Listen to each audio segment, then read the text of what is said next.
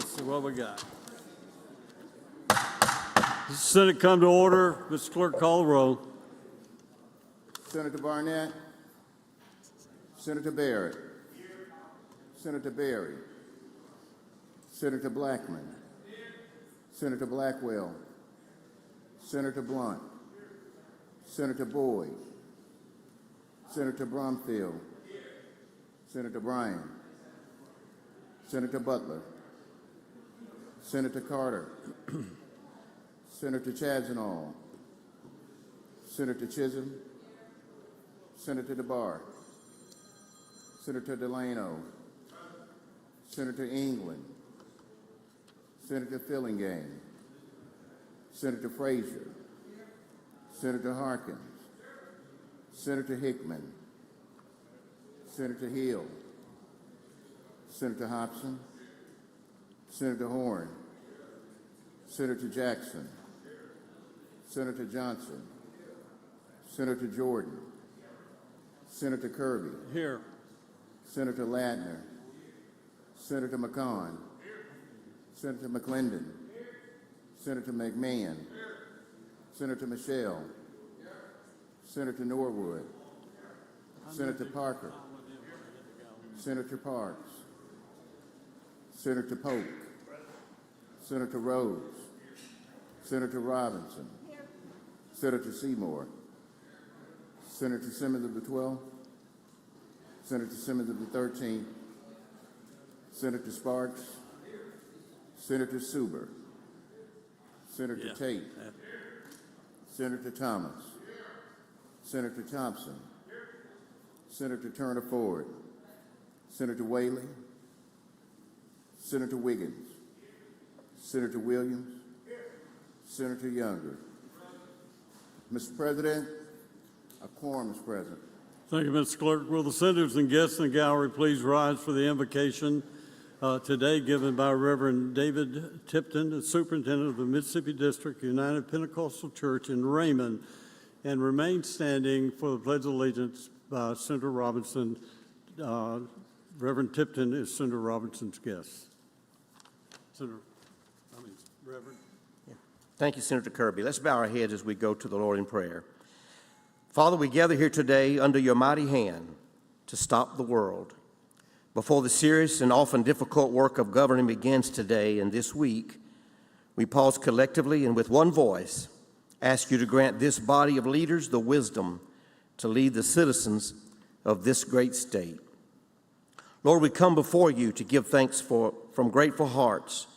We are thankful that we live in a country that provides us with the freedom to express our beliefs and elect leaders who represent those beliefs. We are thankful that we live in a state that loves you and still has respect for your word. We are thankful for leaders who will stop to seek your guidance and possess a faith that continues to inform their politics. We humbly ask that you will bless our Lieutenant Governor, Delbert Hosemann. We pray that you would give him understanding heart to lead your people and the strength to bear the challenges of this office with grace and dignity. We also pray for his wife, Lynn. Grant her peace that passeth understanding. Bless our pro tem today, Senator Kirby. Jesus, I pray for every state senator and staff member under the sound of my voice. Special blessing today on Senator Robinson, who has invited me. We're thankful for her. We ask you to give everyone here the strength as they do their best to represent the people. Let the example they set call all of us to action and give us a desire to do more for others, to serve those less fortunate than we are. And finally, we thank you for your assurance that true freedom comes not from the generosity of the state, but from your hand alone. Your word assures us that freedom you can give can never be taken away. No matter what trials come our way, we stand upon your promise that no weapon formed against us shall prosper. We ask you to push back the horizons of our hopes and to look to the future in strength, courage, and hope and love. Let this Senate be a place where all the great things that we've imagined for Mississippi can become a reality. In every political action, let these men and women be compassionate in their heart, clear in their mind, and turn to you for wisdom and direction. In that spirit, let us together, as we unite people, turn to the great task before us. In Jesus' name I pray. Amen. Please join me in the pledge.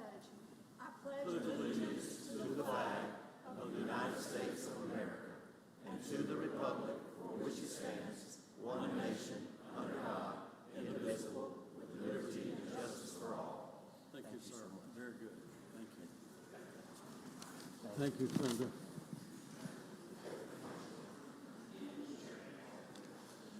Okay, we go to the reading of the journal. Senator Blackwell. Thank you, Mr. President. I move we dispense with the reading of the journal. Senator Blackwell moves that we dispense with the reading of the journal. All in favor say aye. Aye. And all opposed, no. The ayes have it. Mrs. Petition, Mr. Clerk. Mr. President, there are none. Committee reports. Senator Blackwell. Thank you, Mr. President. I move we dispense with the reading of the committee reports. Senator Blackwell moves that we dispense with the reading of the committee reports. All in favor say aye. Aye. All opposed, no. The ayes have it.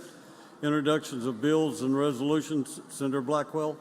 Thank you, Mr. President. I move we dispense with the reading of the titles of the bills and resolutions. Senator Blackwell moves that we dispense with the reading of the titles of the bills and resolutions. All in favor say aye. Aye. All opposed, no. Thank you, Senator Blackwell. The ayes have it. Senator Michelle, you wish to be recognized? Yes, sir. Thank you, Mr. President. I'd like to call a Senate Rules Committee meeting right now in the front of the chamber. Thank you, Senator Michelle. Rules Committee meeting in front of the chamber at this time, please.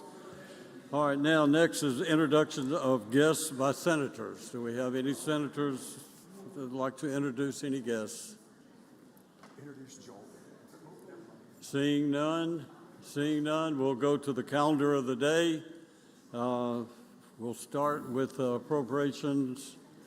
Items 1 and 2 will pass and retain. We'll go to finance. Oh, I'm sorry. There you are. I was looking for you. Thank My you. bad. I'm Yes, here as sir. well, Mr. President. Thank you. I ask that we go to item 1 on the calendar and have the title read. Please read the title. Senate Bill number 2544, 2024, Local Improvements Project Fund, clarifying correct names and purposes of certain project funded from. I'll make the usual motion. Senator makes the usual motion. Anyone object? All in favor say aye. Aye. All opposed, no. The ayes have it. Senator, before you. you get started on the bill, would you yield to Senator Rhodes for a quick introduction? Absolutely. Thank you. Senator Rhodes, you're recognized. Thank you, Mr. President. If you would today join me in welcoming Dr. Holden Lee. He's a psychiatrist from the Mississippi State Hospital, and he's here as a guest of Senator Kirby. Thank Please you. welcome him to the Senate. Thank you very much. We're honored to have you at your Senate. Okay, okay, Senator Hobson, Thank you. I move adoption of the committee substitute and ask to be recognized to explain. you're recognized to explain. Thank you, Mr. President. This is the bill that I referenced earlier, the first day that we were on the floor regarding the local improvement project fund from last year, a few amendments that had to be made.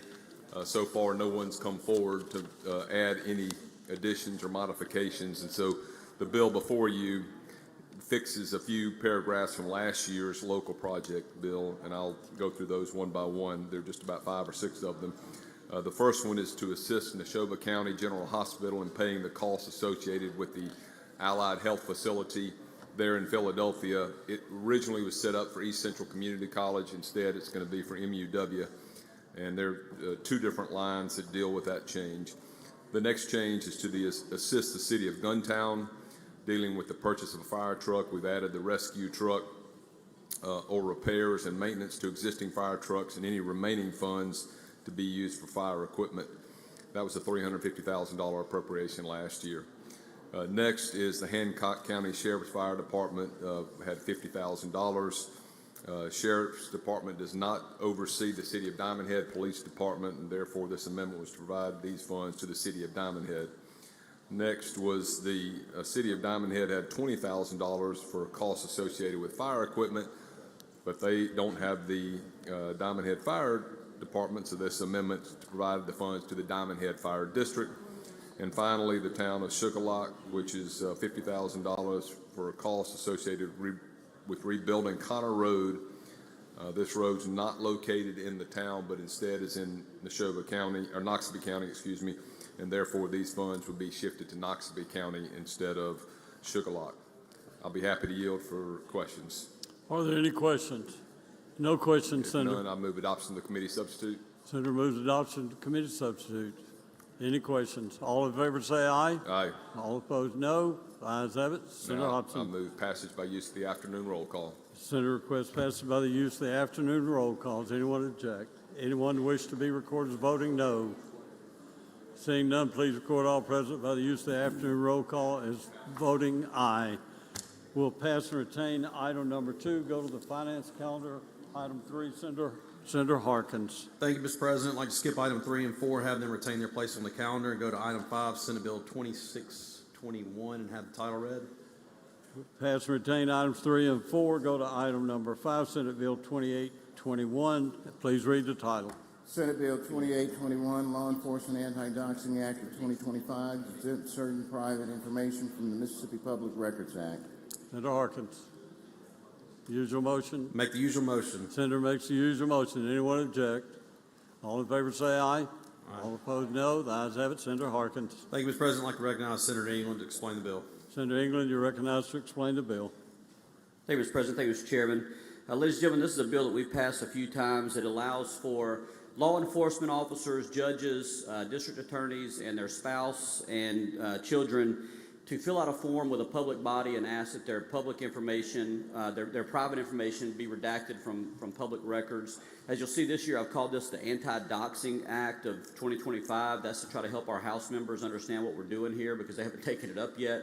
But it's a simple bill.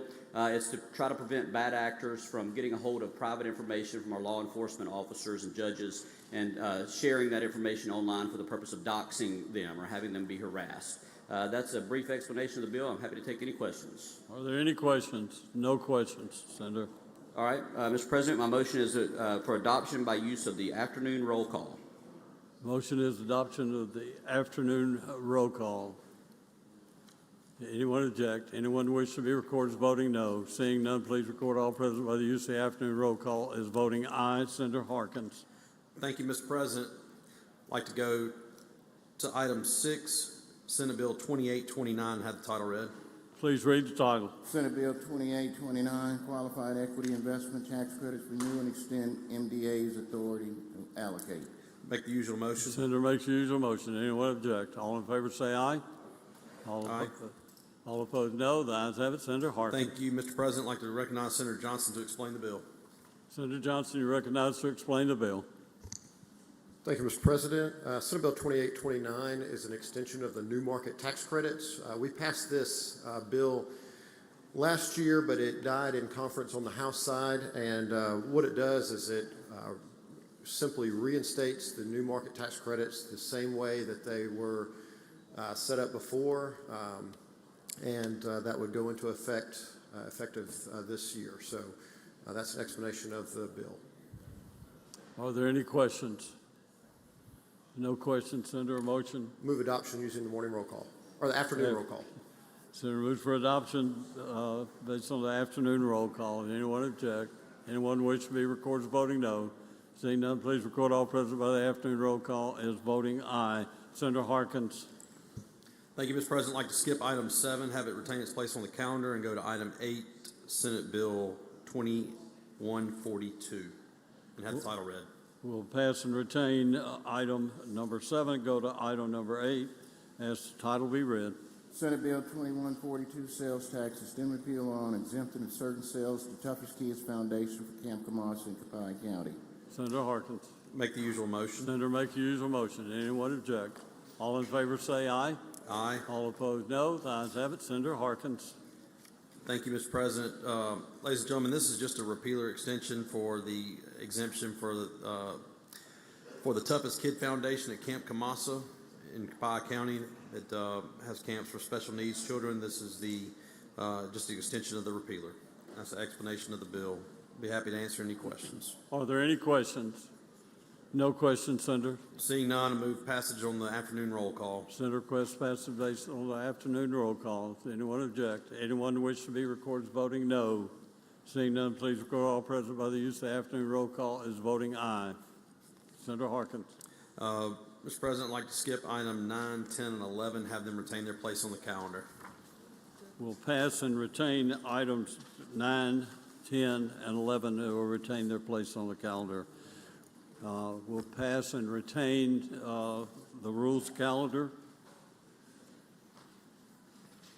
and go to item 35 under motions to reconsider.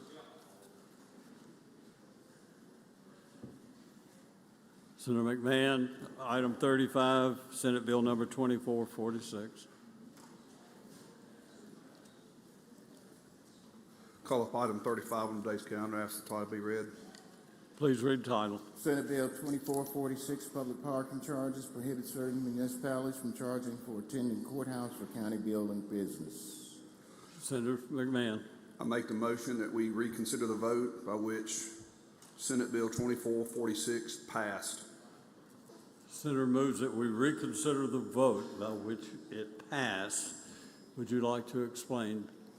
Yeah, there's one of the things I love about this body is there's a lot of different opinions and brain power and ideas in here, and a couple of senators came with they've got an amendment they would like to offer. Okay, the senator moves that we reconsider the vote for amendment purposes.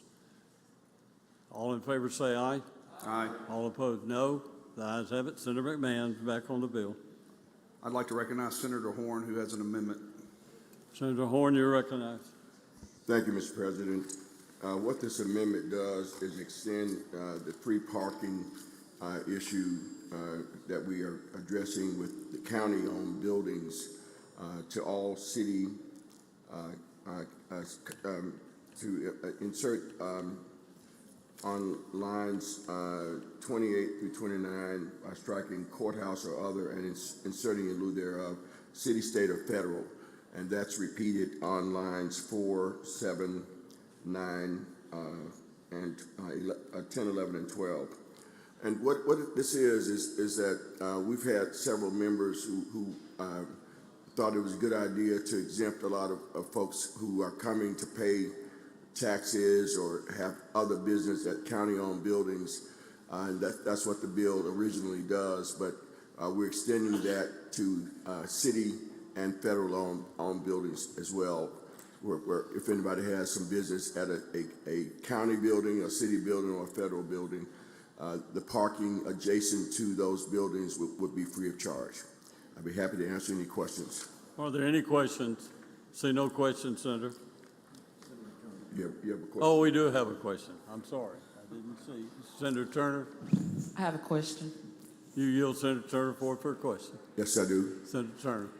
Thank you, Mr. President. Senator Horn, so what about individuals who are parking and may not necessarily have business at the courthouse? Those who are parked there. They're parking, let's say for instance, here in the Jackson area, they are not necessarily going to court, but I understand that there are parking spaces near those buildings. And the reason I'm asking is perhaps it would be more appropriate in this instance to just not have those meters at all, or how do you anticipate this being implemented, I guess is my question. Well, it would exempt any parking meters that are adjacent to city, county, or federal buildings that are immediately adjacent to where those buildings are located. And if they are buildings where folks are going in to pay taxes or pay fees or whatever, it would exempt all those meters adjacent to those buildings from parking. I'm sorry. Turn on your mic, please. I'm actually thinking. Oh, okay. And let me just say this. I have gone to places that I understand what the issue is with these apps, etc. And I was able to download the app on the spot. It was not really a problem, paid the parking. I guess my concern is if the meters are in place and they are adjacent to courthouses, areas where there are county buildings, etc., how can we actually distinguish that those people are there for business in those areas as opposed to something else? Right. Well, you can't, Senator Turner Ford, but my experience has been that anybody who is parked in those meters that are adjacent to those public buildings are going to some agency or department for an official purpose.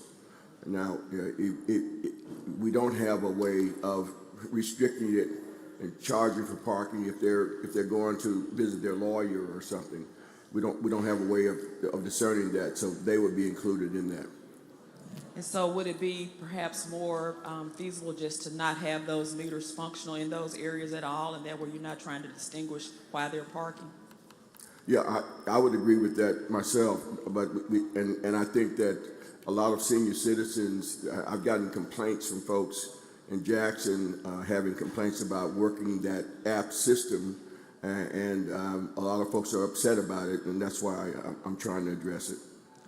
And this only affects the city of Jackson by population. And this is would not be applied in any other No, municipality? ma'am, it's for populations in excess of 140,000 people. I forgot that. Thank you.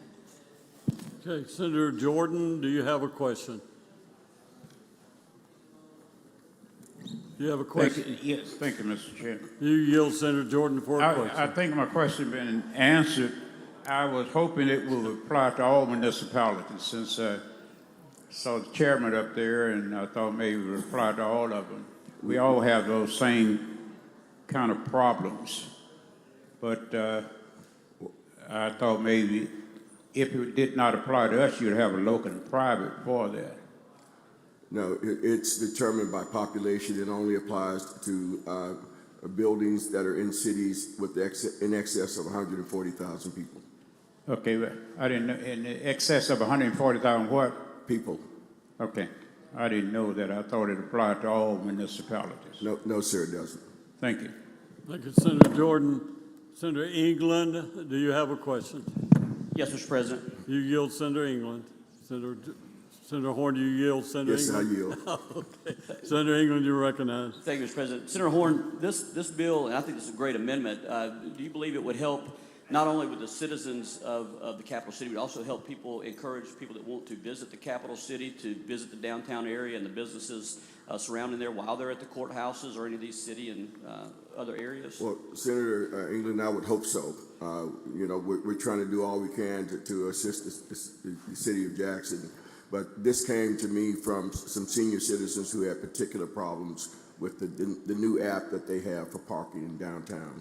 And a lot of them would only be down there if they're paying their tag costs or they're looking at property taxes or things along that line. Thank you, Senator Horn. I support the amendment. I think you've always done a great job with the city of Jackson and your citizens here. Thank you. Thank you. Thank you, Senator England. Senator Polk, do you have a question? Yes, Mr. President. Do you yield Senator Polk for a question? Yield. Thank you, Mr. President. Thank you, Mr. Chairman. With it being free parking in those instances, will there be a time limit on the parking spot so people won't take it for a whole day? If it's not needed, they go shopping or something. Is there going to be some type of limit on the time you can park? Well, unfortunately, Senator Pope, there are not many places to shop in downtown Jackson, so we don't think that there will be extended use in one stretch of time in these spaces. Okay, so there is not any? No, sir. Okay. Okay, seeing no further questions, Senator Horn. I move adoption of the amendment by the use of the afternoon roll call. Senator moves for adoption of the amendment. All in favor say aye. Aye. All opposed, no. The ayes have it. The amendment's adopted. Senator McMahon. I yield for any additional questions. There is no question, Senator. Move for passage on the afternoon roll call. Senator requests use the afternoon roll call, final passage. Anyone object? Anyone wish to be recorded as voting no? Seeing none, please record all present by the use of the afternoon roll call as voting aye. I yield. Thank you, Senator McMahon. We'll go to item 36, Senator McCon. Pass and retain. 37 is Senator Blackwell. Pass and retain. 38, Senator Harkins. Senator Harkins will pass and retain on item 38. Go to item 39, Senator Barnett. Senator Barnett will pass it. He wishes to pass and retain. We'll go to item 40. Item 40, Senator Fillingane, you're recognized. Thank you, Mr. President. Let's get the item, I guess, called up, and the motions would be that we do table. Please read the title. Senate Bill 2192, driver's license, require indication of sex to be consistent with sex of the individual determined at birth. The motion would be that we table the motion to reconsider. You move to table, Senator? Yes. Okay, the senator moves to table the motion to reconsider. Any object? All in favor say aye. Aye. All opposed, no. The bill is tabled. Thank you, Senator. We'll go to item 41, Senator Boyd. We'll pass and retain item 41. Go to item 42, Senator Fillingane. Thank you, Mr. President. I'll hear the item called up and have the title read. Please read the title. Senate Bill 2314, Uniform Controlled Substances Law, includes certain hemp products on Schedule 1. The motion is that we table the motion to reconsider. The motion is to table the motion to reconsider. All in favor say aye. Aye. All opposed, no. The ayes have it. Senator Fillingane? I'd like to go to item 43, called up and have the title read. Okay, I'm sorry, the last bill was tabled, so Yes. the motion was tabled. We'll go to 40, which item? 43. 43, please read the title. Senate Bill 2334, camping, soliciting contributions, loitering, prohibited certain instances of. The motion would be to table the motion to reconsider. The motion is to table the motion to reconsider. Anyone object? All in favor say aye. All opposed, no. The ayes have it. The bill has been tabled, the motion to reconsider. We'll go to the general calendar, item 44, Judiciary B, pass and retain. 45 also. 44, 45, and 46, pass and retain. We'll go to item 47, public property. 47, we'll pass and retain item 47. Item 48, corrections. Senator Barnett. Thank you, Mr. President. I ask that we go to that item on today's calendar and have the title read. Please read the title. Senate Bill 2238, probation and parole, provide the technical violations shall not include commission of new criminal offense. Senator Barnett. Make the usual motion. I don't think I have to make a usual motion on the table. So you're recognized to explain. Thank you, Mr. President. I ask that we allow Senator Hill to explain. Oh, I'm sorry, this was not tabled, the motion to reconsider, and you do have to make, all in favor? I'm still up on the motion to reconsider. So, my bad, Senator. The motion is to make the usual motion. All in favor say aye. All opposed? No. The ayes have it. Now, I'm sorry, Senator. My bad. Your turn. No problem. Mr. President, I ask that we allow Senator Hill to explain the committee sub. Senator Hill, you're recognized to explain.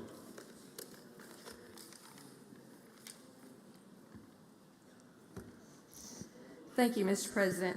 The Parole Board has long worked with the interpretation that misdemeanor, felonies, or any new crime was a revocable offense in their discretion. Up until the time that a ruling was issued in the Hinds County Circuit Court in conjunction with the Hinds County District Attorney has interpreted our law to be unclear and has basically said that the Parole Board could not revoke for a misdemeanor crime. And the one that they took to court was DUI. And so what this bill does, it just clears our language up and takes it back to where the Parole Board had the discretion prior to this Hinds County Circuit Court ruling and says that any new crime is not a technical violation. Okay, are there any questions? No questions, Senator. Oh, wait a minute, we do have a question. Senator Simmons. Question, Mr. President. You yield, Senator Yes. Simmons. Senator Simmons, you're Yes. recognized. Yeah, thank you, Mr. President. Thank you, Senator, for yielding. And in your explanation of the bill, Senator Hill, you said that it's taking it back to clarify what again? I'm sorry. Basically, where the Parole Board has the discretion to determine whether or not to revoke on misdemeanor crimes, based on what the crime is, what the history of the person is, basically like they were doing historically up until the Hinds County Circuit Court ruling.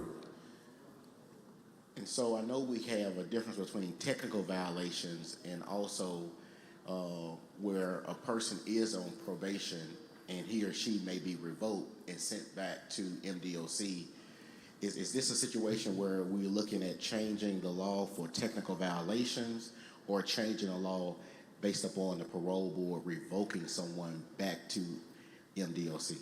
Okay, what this does is allows the parole board to determine whether they want to revoke on a misdemeanor or send them as a technical violation on a misdemeanor, depending on the level of the crime, what it is, and the history of the person. So it could be either, it takes it back to how the parole board had discretion on misdemeanors, whether they were going to be a technical violation or whether they were going to be a revocable offense or whether they were not going to do anything at all. Okay, and I'm sorry, could you have, Carlos, can you scroll down to the language? I'm sorry, could you repeat that? I'm trying to see the language. The change in the line is line 78 and Okay. 79, where it says technical violation does not include the commission of a new criminal offense by the probationer or parolee. And that's the only change? That's the only change. Okay, thank you. Okay, Senator Sparks, for what purpose? Question. Do you yield, Senator Sparks, for a question? Yes. Senator Sparks, you're recognized. Thank you, Mr. President. Thank you, Madam Chair. The language you're referencing of any misdemeanor, you're wanting that to be each and every and any misdemeanor? What this does is allows the parole board to have the discretion that they can revoke on a misdemeanor if they choose to. After this Hinds County Court decision the court determined that they didn't think under our law it was clear whether they had the authority to revoke on said DUI misdemeanor. And so all this does is take it back to where it was for them to determine whether or not to revoke on a misdemeanor. Then why don't we just say a violation of 631130, the DUI statute? Because the way I read this is that we're pulling, and if I'm misunderstanding it, clear this up for me, but that a technical violation, meaning you go to the 90, 120, all those situations, is not even in the definition. In other words, if it's a new criminal offense, and that could be a speeding ticket, because that's a misdemeanor. The parole board has historically not revoked on speeding tickets.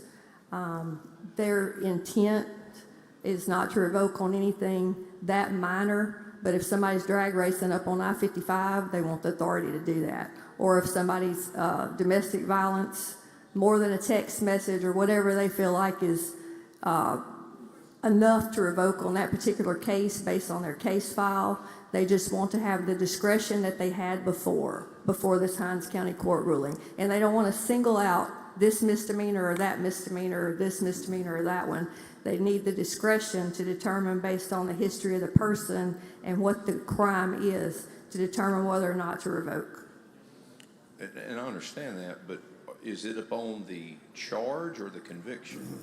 It is upon the charge, and that's historically how they have worked through the years. I understand the sensitivity of the particular case you're referencing, the severity of a DUI, the nature of the person that was on parole, but it appears we're throwing a net that is so wide to capture any misdemeanor for the parole board's consideration. I just think if there's particular ones, domestic violence, DUI, that we should delineate those in this scenario you're describing. Well, I disagree, and what I would say is this just takes them back to where they were and the authority that they had prior to this Hinds County Circuit Court ruling. This is their historical way that they have run the parole board through all the time before this court ruling. Thank you. Thank you for taking my question. Okay, see no further questions, Senator. Motion will be Pass. Oh, we do have a question. I'm sorry. Senator Simmons, a question? Yes, one last question, Mr. President. You yield, Senator Simmons? Of course. Senator Simmons, you're recognized. Yeah. Thank you, Mr. President. Thank you, Senator, for yielding. Senator Hill, should we be concerned about the increase of the prison population if the parole board is basically revoking people who just upon getting a misdemeanor charge, having the authority to revoke them back to MDOC custody? They had that authority before, and that's not what they were revoking them for. They were revoking them for more serious things, and that is not a concern at this time. The concern is for them to have the discretion to figure out who we do need, who is dangerous, and who we do need to revoke based on that particular case history and what that commission of crime was. Thank you, Senator. Thank you, Mr. President. Thank you. All right, we need to adopt a committee sub. Motion to adopt a committee sub. Motion is adopt committee sub. All in favor say aye. All opposed, no. Ayes have it. The committee sub is adopted. Senator. Motion will be passage on the afternoon roll call. Motion is to pass based on the afternoon roll call. Anyone object? Anyone wish to be recorded as voting no? We have several. Senator Hickman, Senator Jackson, Senator Norwood, Senator Thomas, Senator Simmons, Senator Blackman, Senator Turner Ford, Senator Jordan, and Senator Sarita Simmons, and Senator Frazier. Anyone else? Senator Brumfield. Who else? Oh, Senator Butler and Senator Horn. Senator Blunt.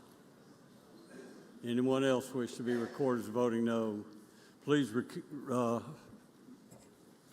tell us who, please read off those voting no, if you would, Mr. Clerk. Make sure we have them all. Voting no or nay.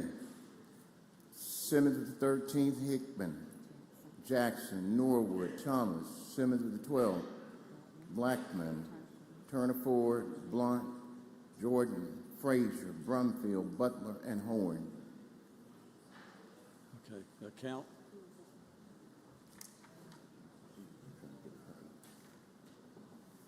How many?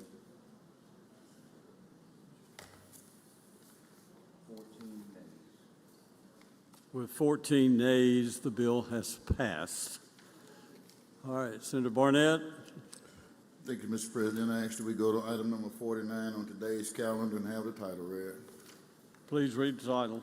Senate Bill 2242, Inmate Work Release Program authorized to perform services for MDOT.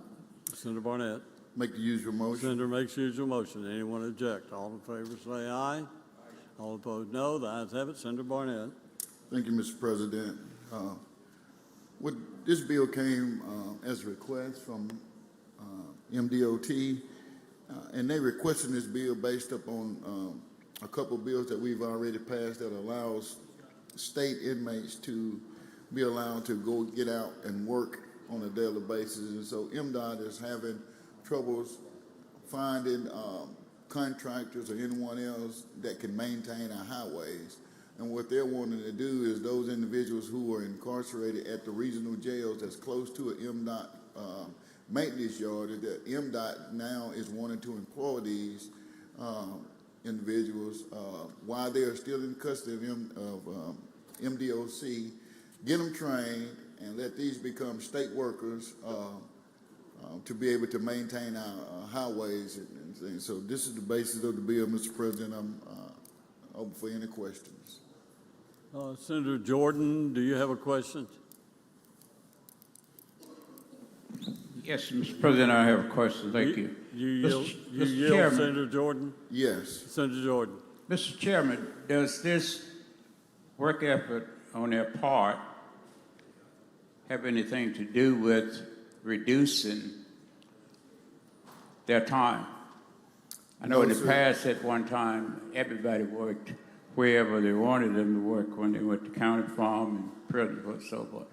But my point is, does this have anything to do with the reduction of the time if you're working on public roads? No, sir, Senator Jordan.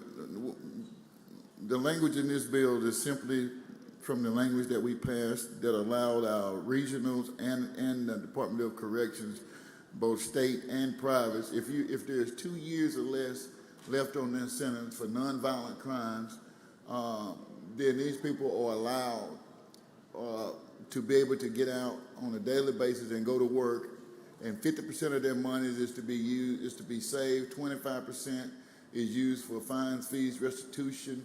15% goes back to either the state, the private, or the regional jail where they're housed, and 10% is that money that they can use to buy certain things or items that they may need while they're incarcerated. But what happens after this, Senator Jordan, is that MDOT is wanting to bring these same people on board as full-time state workers once they have completed their time. So that's just an incentive for those people who are incarcerated to now not only be in custody of the state, but at some point now become employed by the state. And that's what we want, is for people to get out and Well, I concur. I agree with that. That's very important.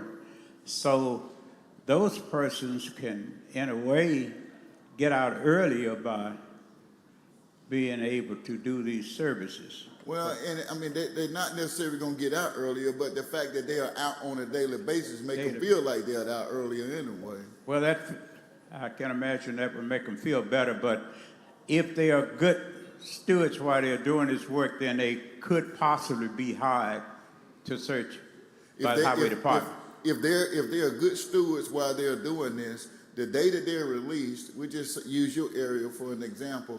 The day that they're released from an area up in the Greenwood area, the next day they are employed. I mean, they are still employed, but they become permanent workers for Department of Transportation. Let's hope that is an incentive in my area, okay? Yes, sir. Thank you. Yes, sir. And Mr. President, if there's not any more questions, and I'm asking for a reverse repeal, I'd like to ask for an amendment to add a reverse repealing, because there's some other things that we'll continue to working through with this piece of legislation with MDOT, and we just don't want it to die. And so I wanted to be able to keep this piece of legislation going. So, do you have okay, the reverse repealer's on the screen. Are any questions on the amendment? The motion is that we adopt the amendment of reverse repealer. All in favor say aye. All opposed no. The ayes have it. Amendment's adopted. Senator. Thank you, Mr. President. If there's no other questions, I ask that adoption on the afternoon roll call. Senator moves for adoption based on the afternoon roll calls. Anyone object? Anyone wish to be recorded as voting no? Seeing none, please record all present by the use of the afternoon roll call as voting aye. The bill is passed. Item 51. Item 50, I'm sorry. We'll go energy. Senator Carter, pass and retain. We'll pass and retain item 50. Highways and Transportation, go to item 51. We'll pass and retain. Government Structured, 52, pass and retain. All right, item 53, Forestry, pass and retain. Item 53, go to item 54, Public Health. Senator Bryan will pass and retain. Item 55, 55 and 56, Senator Bryan, pass and retain. We'll go to item 57, drug policy, pass and retain that item as well. Go to item 58, drug policy, pass and retain. 59, tourism, Senator Chasnow, pass and retain. We'll go to item 60, pass and retain as well. Go to item 61, accountability. We'll pass and retain that item. Go to item number 62, accountability, pass and retained. And 63, 64 as well. So we'll pass and retain 62, 63, 64. Go to insurance, item 65, Senate Bill number 2024. Senator Michelle. Thank you, Mr. President. I'd like to pass item 65 and ask that it retain its place on the calendar, and go to item 66, Senate Bill 2412, and ask that the title be read. We'll pass and retain item 65, Senate Bill 2024. Go to item 66, 2412. Please read the title. Insurance Holding Company Act include NAIC Group capital calculation test requirements. I Senator make Michelle. usual motion. Senator makes your usual motion. Anyone object? All in favor say aye. Aye. All opposed, no. The ayes have it. Senator Michelle. Thank you. I ask that Senator McClendon be recognized to handle the bill. Senator McClendon, you're recognized. Thank you, Mr. President. Senate, what this bill aims to do,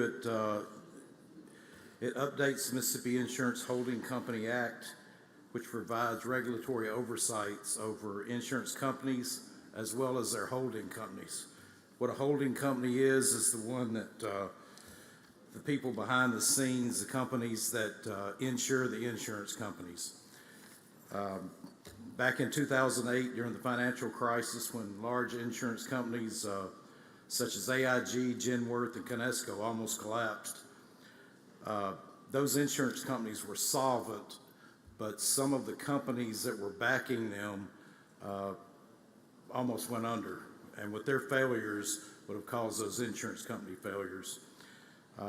The National Association of Insurance Commissioners formed basically a stress test for these insurance companies as well as the holding companies.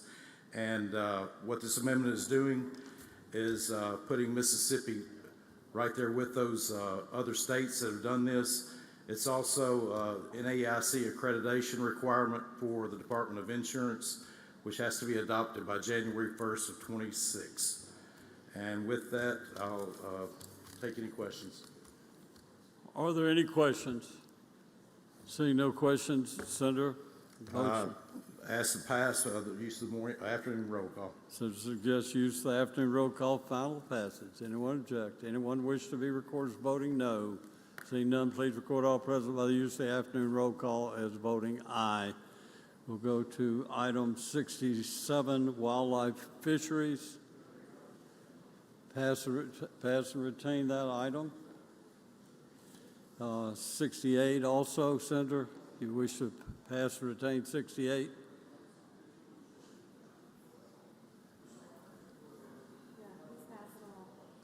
All right, we're going to pass and retain 68, 69. Go to University Colleges, item 70. Pass and retain. And 71, 72, and 73. Pass and retain those items. Go to item 74. Also, universities and colleges, 75, 76. So we'll pass and retain 74, 75, and 76. And go to item 77, business and financial. Pass and retain. Item 77. Same with business financials, item 78, 2498. We'll pass and retain that item as well. 79, business financial, 80, 79 and 80 will pass and retain. Go to item 81, elections. Pass and retain. And 82, go to labor. Pass and retain item 83. Judd B, pass and retain item 84. Go to item 85, Judd A. Senator Wiggins.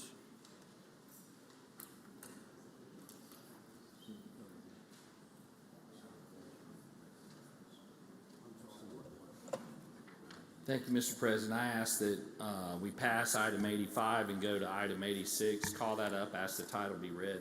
Please read the title. Senate Bill 2768, Judicial Redistricting, revised provisions related to transfer in circuit courts.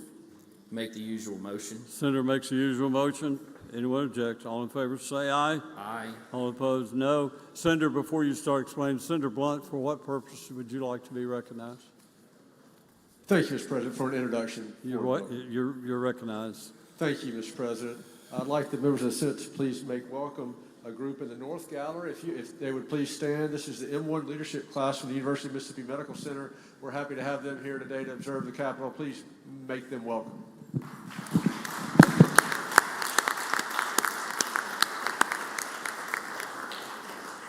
welcome to your Senate. Okay, now, any other introduction? If not, Senator Wiggins. Make the usual motion. Senator makes the usual motion. Anyone object? All in favor say aye. Aye. All opposed, no. The ayes have it. Now, Senator Wiggins. Thank you, Mr. President. Members of the Senate, just a brief explanation. This is the judicial redistricting bill, and this is the bill that we voted on last year. We haven't made any changes. We actually, and I have a map, because I know that will probably help some folks. And so what the map reflects is our bill that we all voted on, that we passed overwhelmingly last year, with the conference report that we sent down that the House never signed off. They just didn't act on it. I will tell this body that last week, at the end of the week, the House passed their plan. So they've acted on this, and this is the same plan that we had last year. And that's what you see there are the current districts, and then if we can flip over, you'll see what's in Senate Bill 2768, which is what we did last year. And we can make copies if people need that. So that's your Chancery districts. That's the Chancery map. And I should say this: when we did the conference report, these maps went public. They were on the redistricting website. And then if we can flip over, this is your circuit court districts.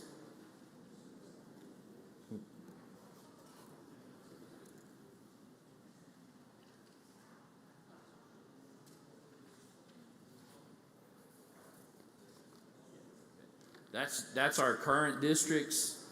And if we can go to the what's in the SB 2768, again, that is where we were last year. And then to maybe make it a little bit easier, if we can flip over, there you go. These are the number of judges compared to the plan versus where things stand currently. This is the same that we had last year. If you will notice, there were 52 Chancery, 55 total, and then on the circuit, 56 total after should the plan pass. One other, and also, I just wanted to mention that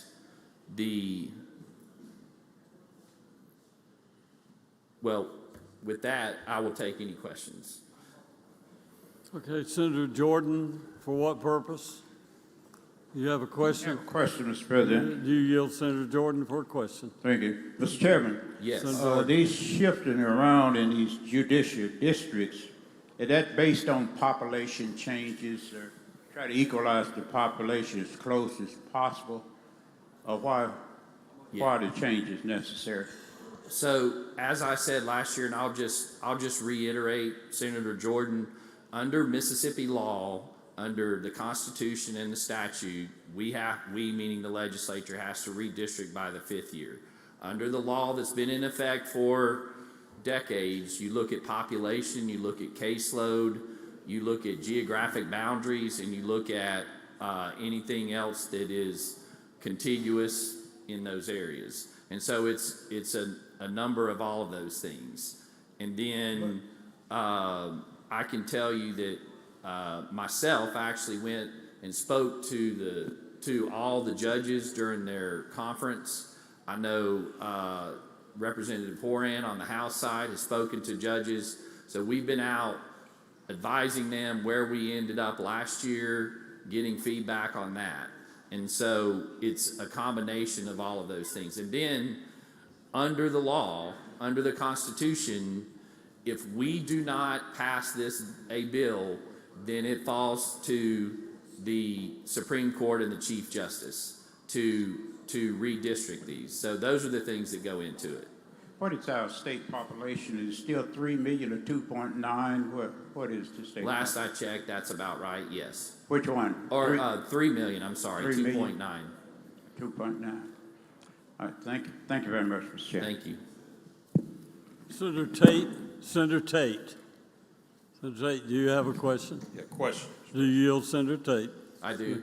Senator Tate, you recognize. So with this bill, you know, we're laying out which counties are in which district. Is anything with the number of ADAs laid out or changed in this bill? There are code sections that it's the same bill that we did last year. We also have other code sections on the calendar that have the DAs in there. So we're not taking. We're not changing any ADAs right Correct. now. We're just changing counties with district That's right. numbers. Okay, That's thank right. you. Senator Blunt, have a question? Yes, Mr. President, question? You yield, Senator Blunt. Yes. Senator Blunt, you recognize. Thank you, Mr. President. Thank you, Senator Wiggins. One second.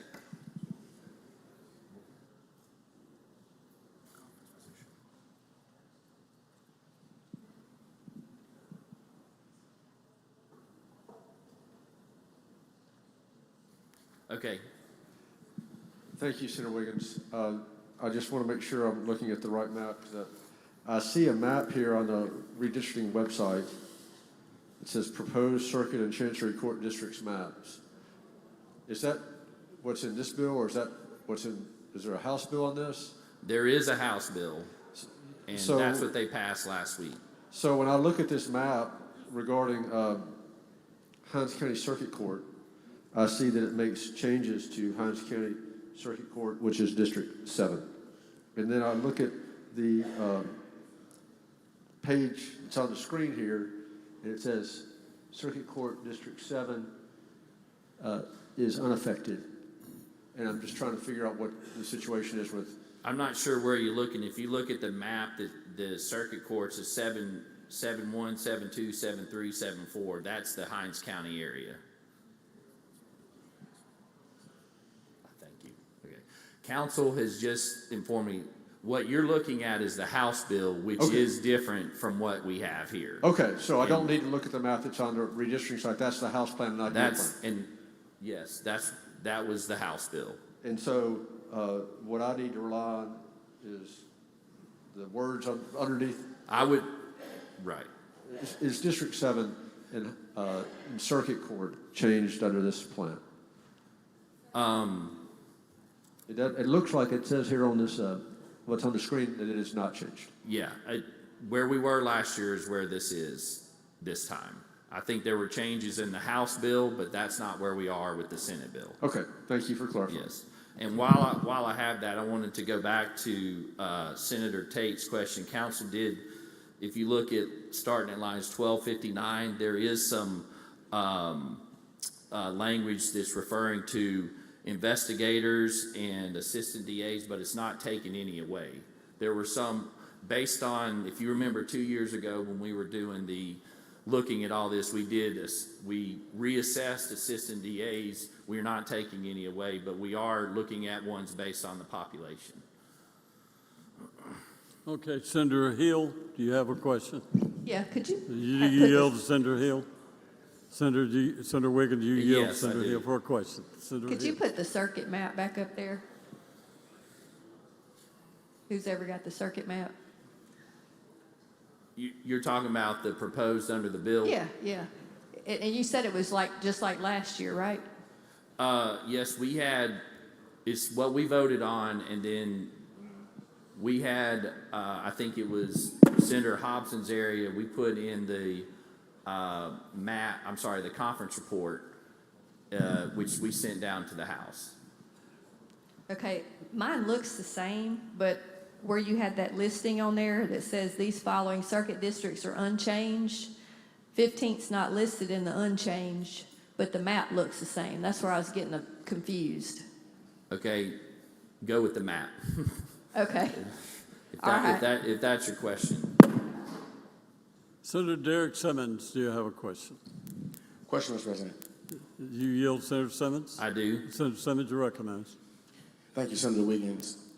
So to make sure I'm clear, this is not the same map that we voted on last year because you have incorporated what was in the conference report that never was signed. Is that correct? No, it was signed by the Senate, and it doesn't change anything that y'all voted on, okay, from that standpoint. So I want to be clear, it is not different, okay? I mentioned about just Senator Hobson. We've been working on that. The House didn't act on it. It reflects the current district, the current court district. But I don't want anybody to have the misimpression that this is different in any way from what we voted on. Okay, so just like Senator Hill said, it's the same one that we voted on. The map that we voted on, did we vote on that before you added the change in the conference report? That's the question. Because as I understand it, and correct me if I'm wrong, Mr. Chairman, the map that we voted on was what we voted on original action in the Senate. Sometime at the end of the last session, we made a proposal to the House. We executed that conference report, but they did not. And the House did not act on that. And we're back here. We've passed this, or through the committee, we passed the same bill and all. And then the House has passed their bill that I think people have been talking about. But this is where and I think you voted against it last year, so I would expect you to vote against it this year because it's the same one. And we talked about it last year due to population changes and all that. There are places that change in the Delta. The conference report that we sent to the House, did we ever vote on it in the Senate? No. Is this the conference report, or is this the bill that we actually voted on in the Senate? This is the bill that we voted on that has the Senator Hobson's district in there, yes. So that is a change. With Senator Hobson's district on. Right, so this bill, which is the bill that we voted on, but adding Senator Hobson changes that we sent over to the House, that was never voted on. So this is a new... No, it's not a new bill, okay. Senator Simmons. Okay. It's not. This is what we voted on. Okay. Tell me what's happening with the original or the current District 4 in this map that's before us, which covers Washington, LaFleur, and Sunflower counties in the Delta. What is happening with that district attorney, and what is happening with the 4 circuit court judges in that district? Well, as was stated last year, that's being compressed as the map shows. And I'll be honest with you, I'm going with the map, and the bill that is before you reflects the map. Okay, that's being compressed, and there are, I'd have to look at the numbers, but those numbers of judges are going down. Okay. Down from 4 to what? Let's see. If you look at what's the district number now? What? 4th. According to here. If you look at the last sheet that's attached, so current District 4 has 4 judges, and under the plan, which was the plan from last year, you have 3 judges. Okay. And we currently have 4. And the district attorney, from what I remember, Chairman Wiggins, from last year, District 4 was being collapsed into District 11 on the circuit court side. Yes. And where District 4 had 3 counties, by combining it with District 11, now that district is 7 counties. Is that correct? Yes. Okay. So 7 counties with 3 judges, right? Yes. Which, if you recall from last year, that we had approximately 100 to 110,000 was the numbers, and we went through all the numbers last year, which what you just cited is what was there last year. And while this sheet is up, where it has the total number of circuit judges, and then also on the Chancery Court side, where it has the total number of chancellors, do we have the data currently, and also what has been proposed in Senate Bill 2768 regarding the demographics of these judges? Race, sex, do we have that? Yeah, that was there last year. Nothing's changed. Yeah, no, I'm saying on here is, do you have the information to present to me or members of the Senate that request the information?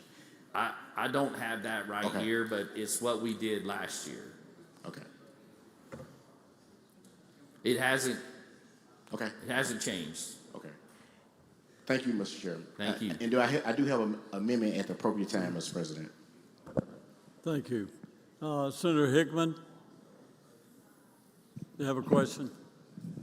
Actually, Mr. President, with this screen back up, my question has been answered. Thank you. Thank you, Senator Carter, for a question. Thank you, Mr. President. You said that you've Wait, talked to do you yield, Senator Carter? Yes. Okay, Senator Carter. Senator Wiggins, you said you've talked to the judges, correct? Yes. Have you talked to the clerks, the circuit clerks, about this bill? We've had different discussions. The Lieutenant Governor reached out to the circuit clerks, AOCs reached out. That was about the data. But if you mean, have we, I guess, asked for a map or anything? No. But we haven't done it that way, no. Which was the case last year as well. Thank you. Okay, Senator, we have an amendment.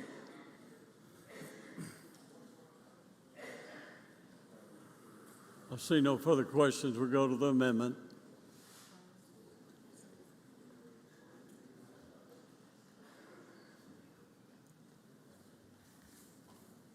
Senator Simmons, you're recognized for an amendment. Thank you, Mr. President. Senators, this is the same amendment that I offered last year. Like Senator Wiggins and also like Chairman Horan on the House side, I have had the opportunity to speak with a lot of judges, certainly after we ended the session last year. And when I say speak to a lot of judges, I have spoken to a lot of judges throughout the state. They really commended me regarding the amendment that I actually offered last year. And so I'm here again to offer the same amendment. And what the amendment does, it basically, as a Senate, I'm offering for your consideration for us to do in 2025 what we did about 10 years ago when Chairman Hobson was the chair of Judiciary. It was House Bill 703. And basically what we did for purposes of judicial redistricting, we basically just codified the code or the statutes, and basically that was considered to be redistricting without changing the existing Chancery Court and Circuit Court districts. So it's very simple. This amendment is basically what the majority, if not all, of our Circuit Court judges and our chancellors want. They want to be left alone.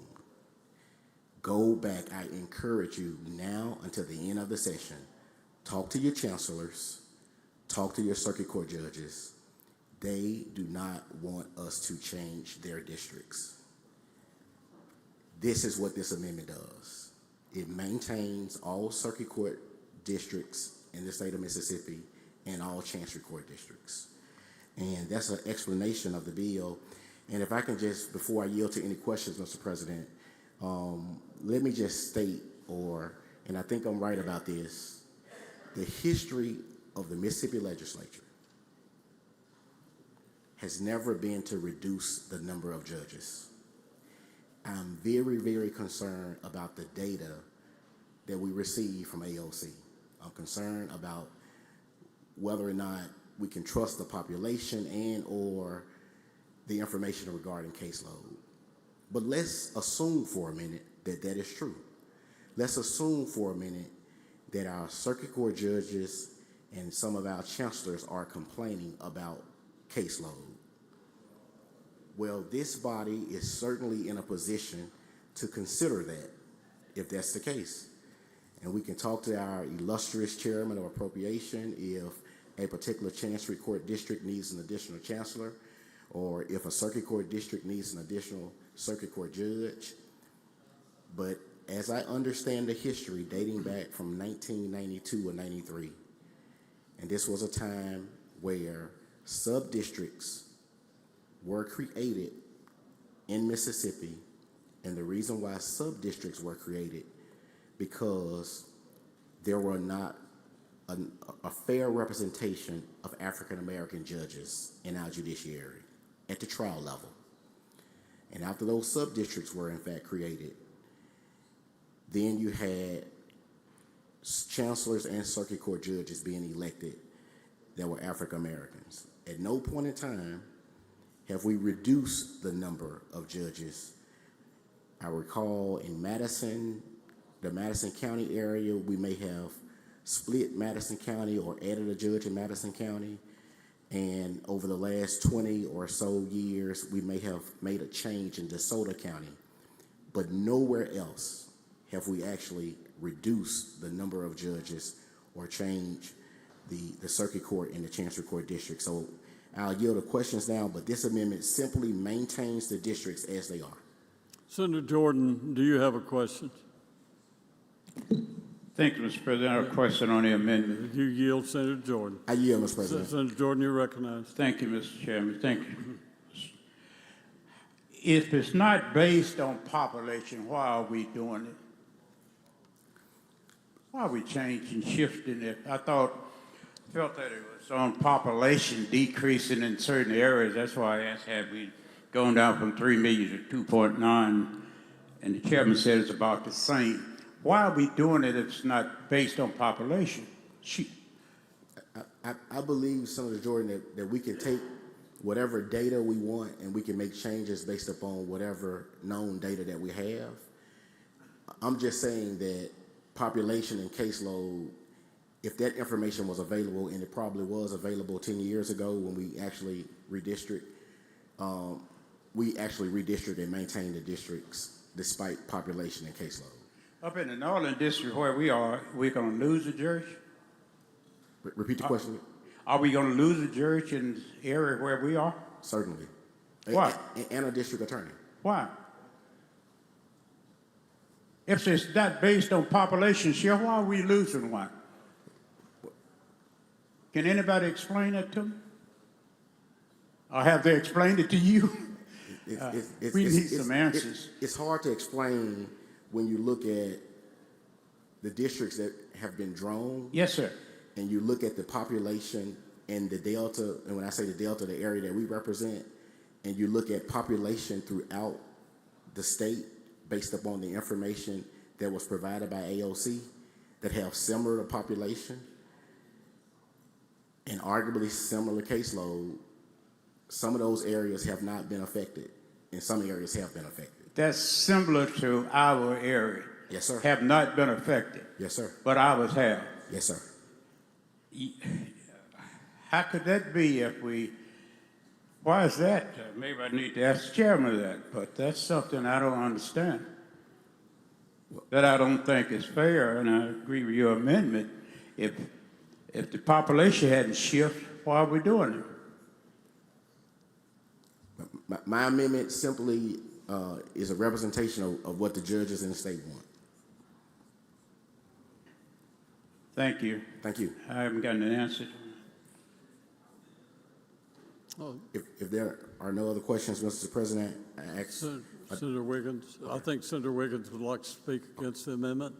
Senator Wiggins, you're recognized. Thank you, Mr. President. I would ask you, just like last year, to vote against the amendment. And I'll say, look, I don't see there, if anyway, this isn't going to conference. In fact, I should say it is going to conference. The House passed their bill. This is our bill that we had from last year. There are differences between the two. Those differences are going to have to be worked out. So they're going to go to conference. That's the process that we're in. This is, let's just call it the first pass. But we have, to Senator Simmons' points, we went through this. We looked at the data. We got where the judges were. We looked at all the things last year when we did that. And we got a good plan. And to Senator Simmons' point, I understand that the judges may not, everybody wants to stay where they're at. But the reason that we have to redistrict is because populations do shift. I said it last year, Senator Jordan, 20% of the population has moved out of the Delta. That's just the numbers. And you have to account for that. And I mean, we've got legislative redistricting. That's why we do that. And so we're trying to, between the House and us, we're trying to get there. And between the work of the AOC, between the judges, I've heard from judges and clerks all over the state. And I think we're getting to a place where there's fair representation and an equal representation for our court system. And if you follow judiciary, you know we've been working to try to get our court system to be that. So this is going to conference because we have the differences between the House and the Senate bill. And so I would ask you to vote against the amendment and let us continue working on continue working on the bill with the work that we put into it last year. Thank you. Senator Simmons, to close on the amendment. Thank you, Mr. President. Senators, this is the Leave My District Alone amendment, and it's basically from our judges. So I urge support of the amendment, and Mr. President, I ask for adoption by use of the morning roll call. That's a voice vote, Senator, on amendment. Ask for a roll call vote. I'll call the roll. Ask for a roll call vote, yes, sir. Okay. 6 or more to stand, please. We have sufficient number. Call the roll. Barnett. Barrett. Berry. Blackman. Blackwell. Blunt. Boyd. Brumfield. Bryan. Butler. Carter. Chazanall. Chisholm. DeBar. Delano. England. Fillingame. Frazier. Harkins. Hickman. Hill. Hobson. Horn. Jackson. Johnson.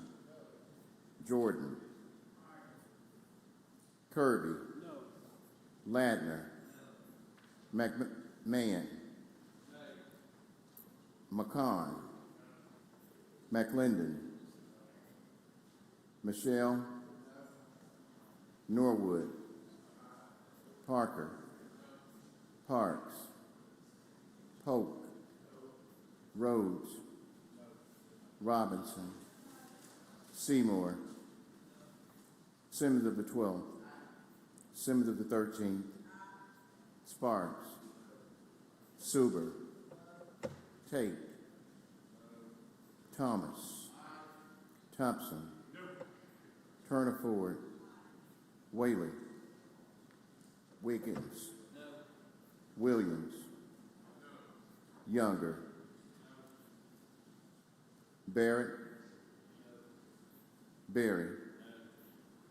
Brumfield. Bryan.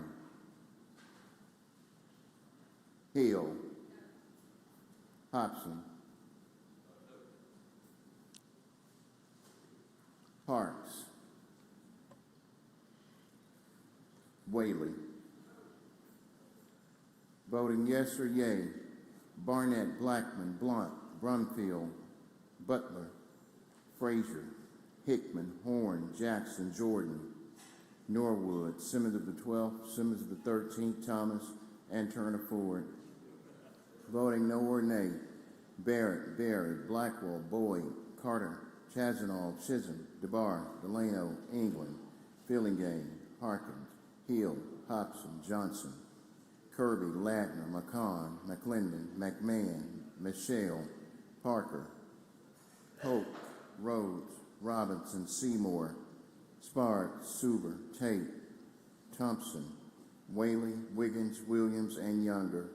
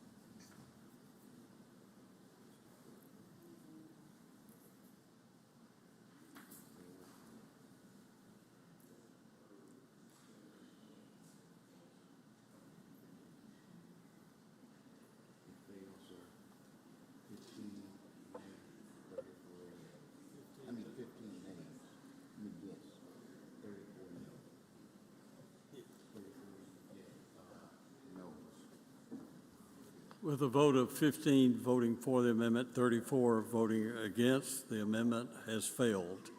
Senator Wiggins. Move passage on the morning roll call, Mr. President.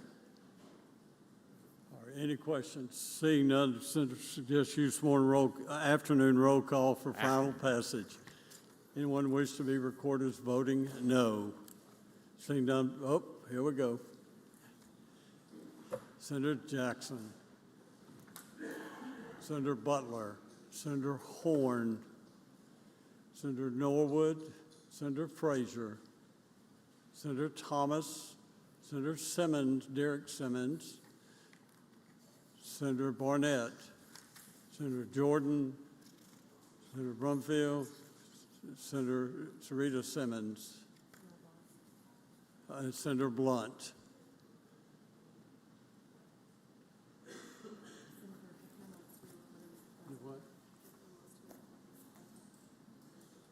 Senator Hickman, you wish to be recognized? Senator Hickman as present. Let me get the count again.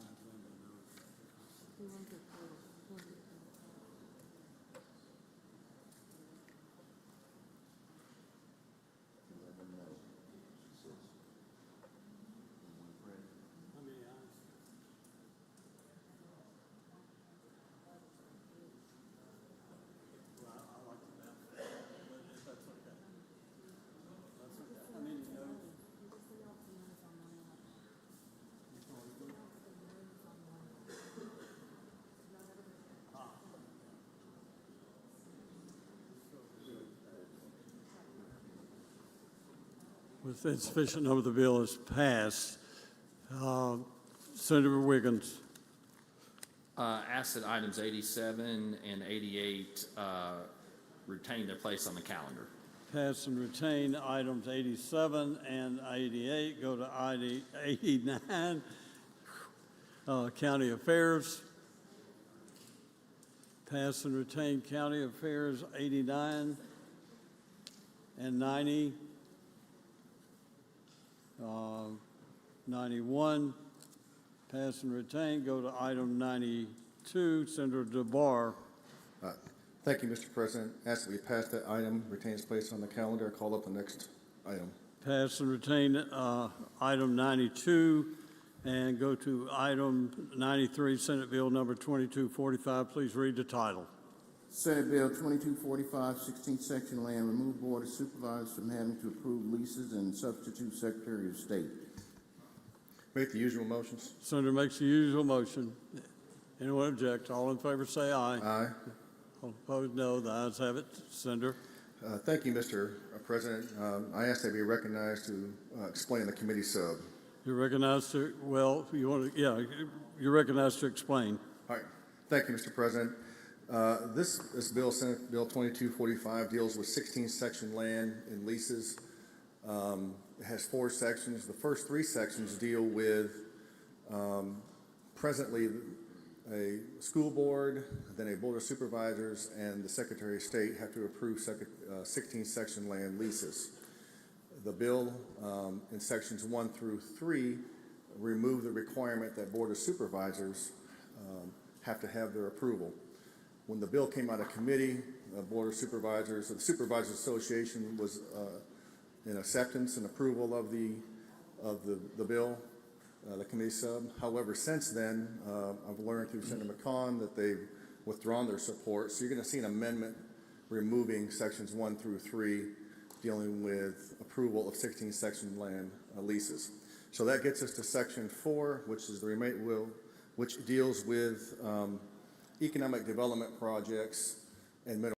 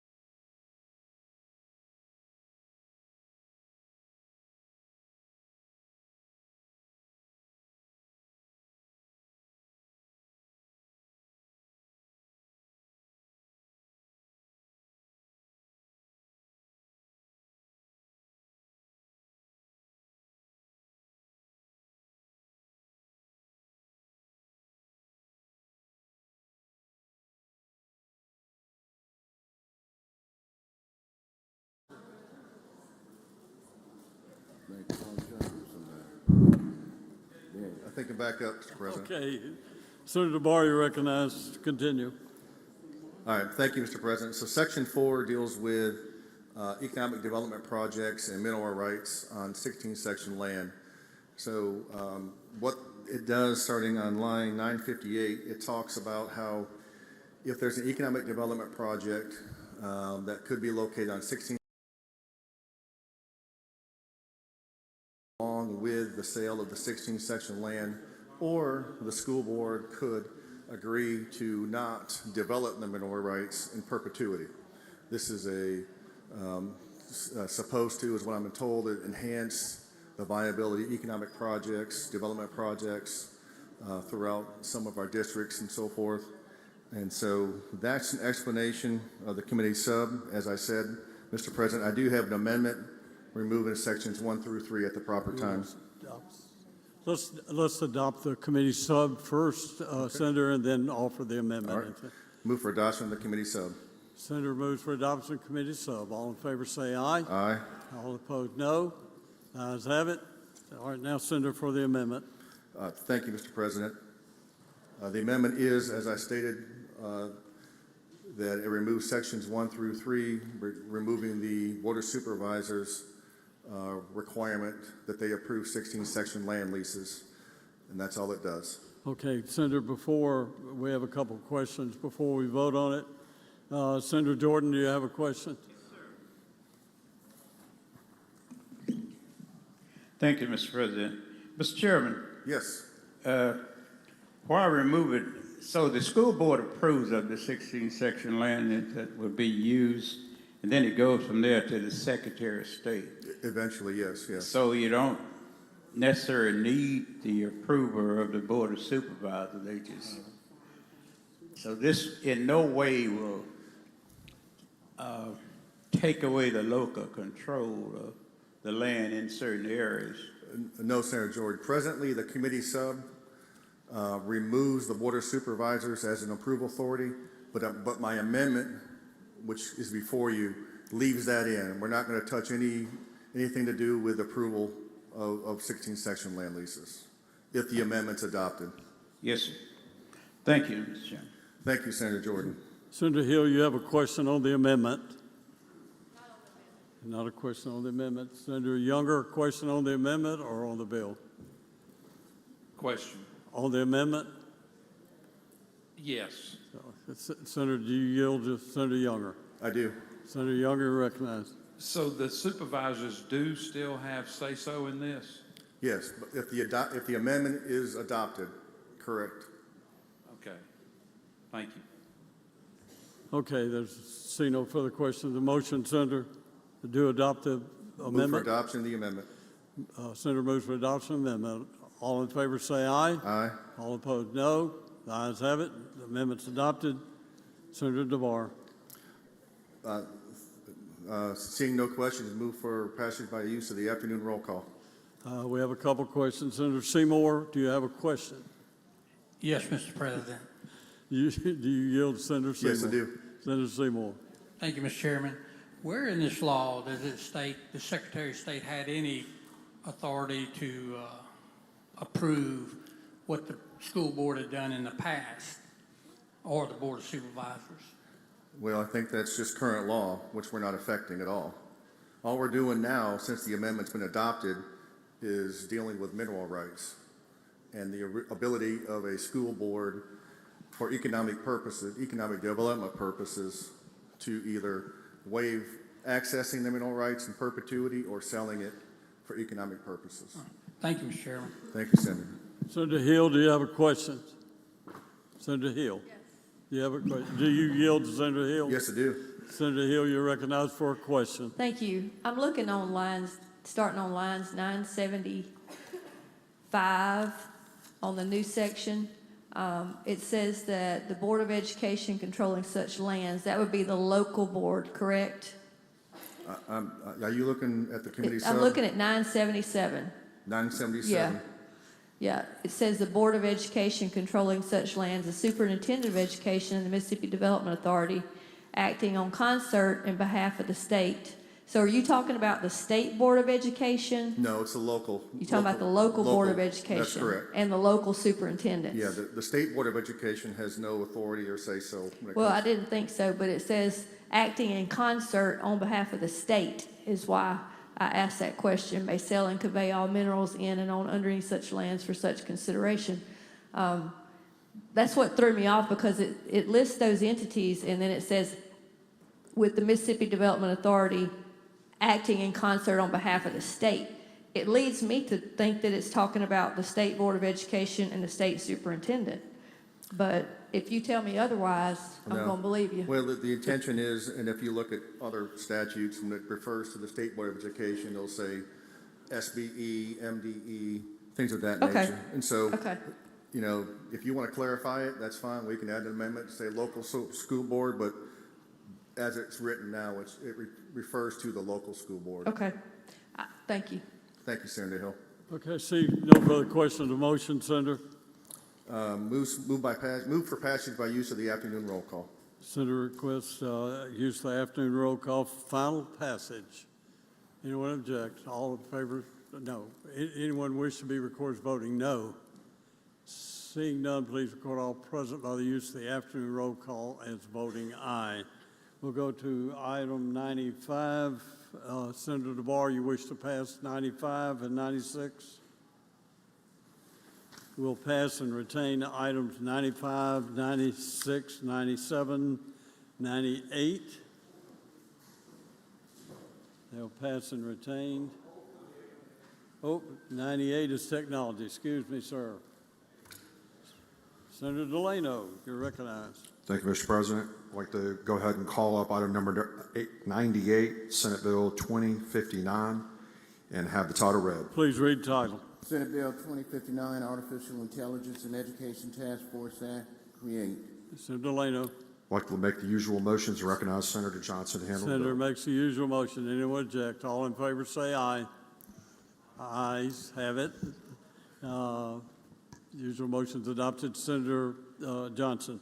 Thank you, Mr. President. This bill is, it sets up a task force for K-12 education to develop a plan and recommendation for implementing AI in coursework for K-12. It's exactly like the bill that we passed last year in the Senate, and that's an explanation of the bill. Okay, there seeing no questions, Senator, a motion? Move adoption using the morning roll call. Senator moves that we adopt based on the use of the afternoon roll call. Anyone object? Anyone wish to be recorded as voting no? Seeing none, please record all present by the use of the afternoon roll call as voting aye. We'll go to item 99, public property. Pass public property all the way through to item 102, or through 102. Through 102. So 99, 100, 101, 102 will pass and retain. Go to item 103 is correction. Senator Barnett. Thank you, Mr. President. I ask that we go to that item. Have the title read. Please read the title. Senate Bill 2243, private contractor for correctional services rate shall be based on classification of inmate. Senator Barnett, usual motion. Make the usual motion. Senator makes the usual motion. Anyone object? All in favor say aye. All opposed no. The ayes have it. Senator Barnett. Yes, sir. So this bill that we have before us is because, you know, I've tried many and thought of many ways where we could save the state of Mississippi monies in our correctional system. And what I realize is that when we talk about our private prisons, we pay them a flat rate, which is 10% lower than what we charge for our state prisons. But what I've also realized is that we may be paying for those people at a higher classification. They may have a lower classification, but we are paying for a higher classification at facilities. So what I would like to do is pay based on the classification of the person that's being incarcerated, and not just a flat rate, which is still lower than the 10% that we're paying, which in theory would save the state of Mississippi monies that we are paying to our private facilities if we pay based on the classification. Mr. President, that's the explanation of the bill. I'm open to any questions. If there's no questions, Yeah, see no questions. Senator, a motion? motion is that we adopt this based on the afternoon roll call. Senator suggests use the afternoon roll call for final passage. Anyone object? Anyone wish to be recorded as voting no? Seeing none, please record all present by use of more afternoon roll call is voting aye. Senator Barnett, item 104. Item 104, Mr. President, I ask that it holds its place on the calendar. We'll pass and retain items 104, go to education 105. Senator DeBar, pass and retain 105, 106. We'll pass and retain those items, go to 107, universities and colleges. Pass and retain that item, go to 108, energy. Energy, Senator Carter, pass and retain. Pass and retain item 108, go to 109, energy, pass and retain it as well. Go to government structures, 110, pass and retain. Government structures will pass and retain item 110, go to 111, 112, pass both of those. Senator Johnson, pass and retain. Go to items 113, accountability, pass and retain. Oh, you're there. There you are, Senator Parker. Yes, Senator Parker, you're recognized. Thank you, Mr. President. I'd like to go to item 113, Senate Bill 2750, and ask the title be read. Please read title. Senate Bill 2750 DMH required to promulgate performance standards and perform periodic audits to assess community mental health centers. Make the usual motion. Senator makes the usual motion. Anyone object? All in favor say aye. All opposed no. The ayes have it. Senator Parker. We'll move we adopt the committee sub in lieu of the original bill and be recognized to explain. You're recognized to explain. Thank you, Mr. President. This bill continues some of the work that I've mentioned that we've done on mental health this session. This bill in committee was presented by Wendy Bailey from the Department of Mental Health. I know she, Senator Boyd, have worked on this extensively over the last couple of years and made some changes to this. If some of the questions, if there are any, get complicated, I may ask Senator Boyd to assist if necessary. But basically what the bill does is it deals with performance audits for our community, local community mental health authorities. This bill would create a formal performance audit of the local community mental health authorities to assess performance. The Department of Mental Health will develop and promulgate performance standards to use in a biennial performance review audit, so every other year. Performance standards shall be developed by June 30th of 2026, and Department of Mental Health will begin performing performance audits during 2027. The performance audits, again, are conducted every other year. If a community health center fails to meet performance standards, it may be placed on probation for 6 months. Failure to pass after probation could lead to the replacement of the community mental health center executive directors and other officers, to be replaced with contractors chosen by Department of Mental Health. Let me be clear, Department of Mental Health does not want to directly manage or operate the community mental health centers. They just want to get them back up and running in the proper way to meet this challenging need across the state. This is about enhanced oversight, transparency, and the oversight that comes with the local mental health authorities being part of our government makes this necessary. Department of Mental Health will work with a consultant and include CMHC feedback on the development of the process. The former court monitor, Dr. Hogan, worked with Department of Mental Health to create the outline of a draft performance audit, which would consist of 4 core areas. These areas would include compliance with mental health operational standards, which essentially would be site visits, fidelity review, fiscal audit, including cash balances, Medicaid billing, and others, access to care and key performance measures. And I just want to state also that the president of the Community Mental Health Center Association informed Senator Boyd that they would not oppose the bill as of this year. In committee, Senator Blunt had some good questions about an exception on lines 772 through 775. So in the committee sub, we made it clear that the exception granted will be applied to just this new section MM, which is the bulk of the bill, which starts on line 526. That's an explanation of the bill. I yield for questions.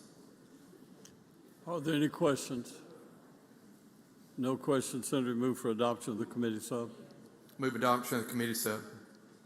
Oh, we do have one question. Senator Hill? Oh, on the bill. Okay. Senator Bryan, would you like to speak before the vote? Yes, Senator Bryan.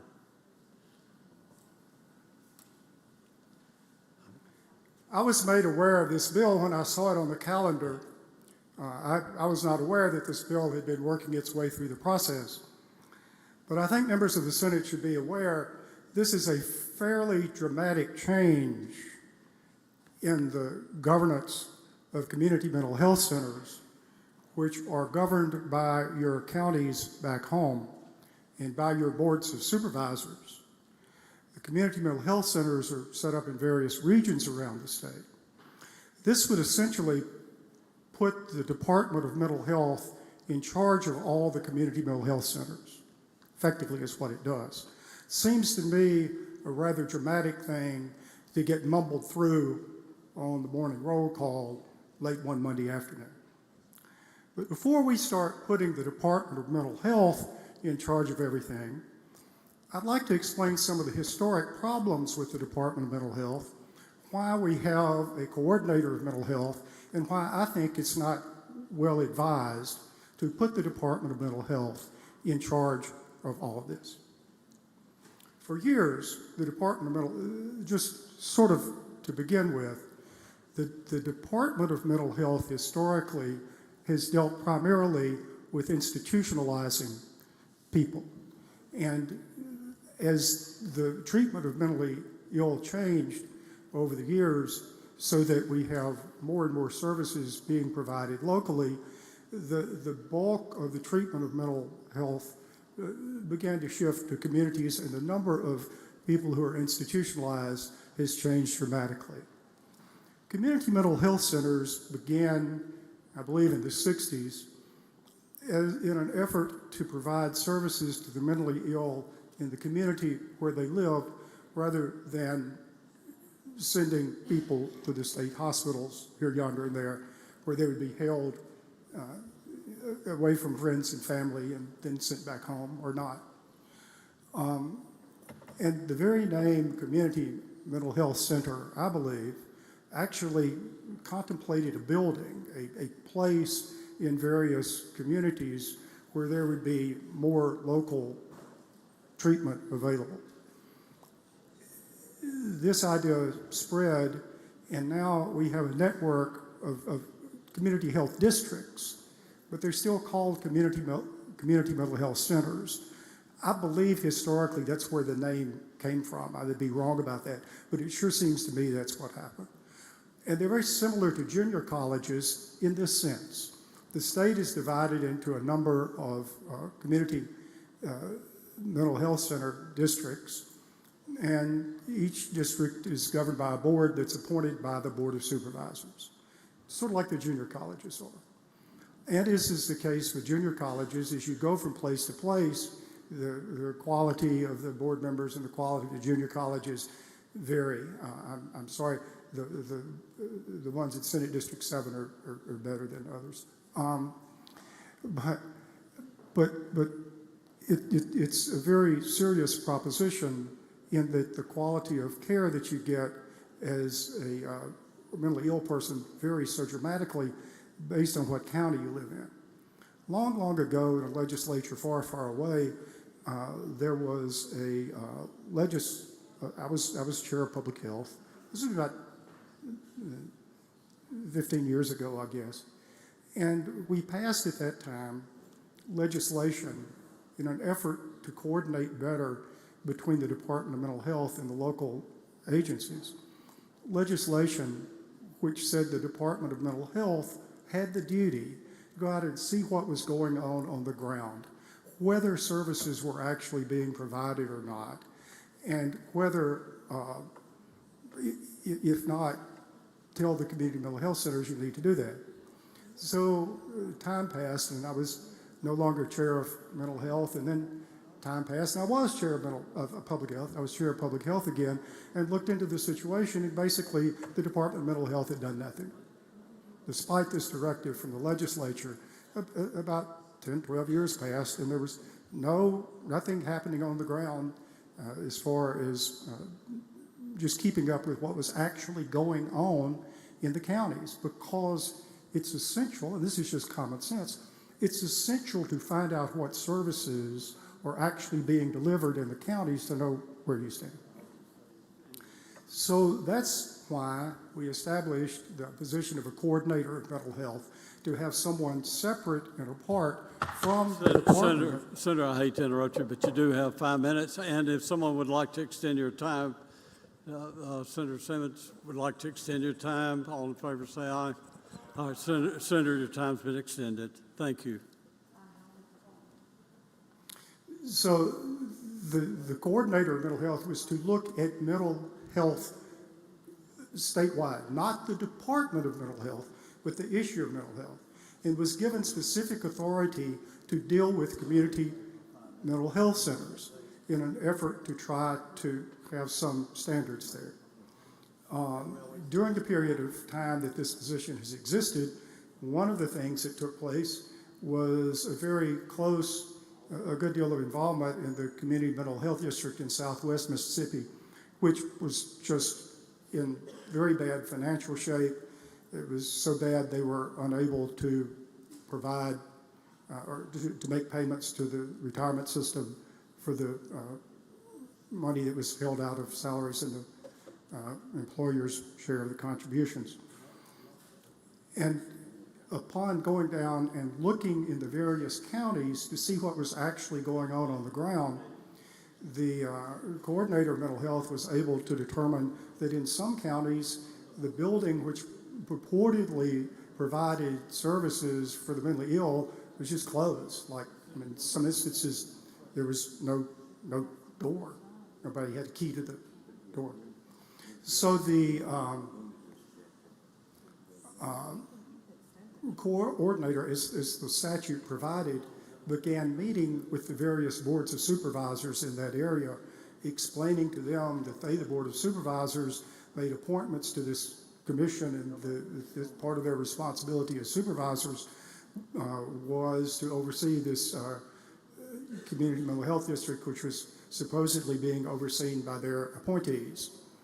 And there got to be a clear understanding that there were problems about the delivery of services in that area.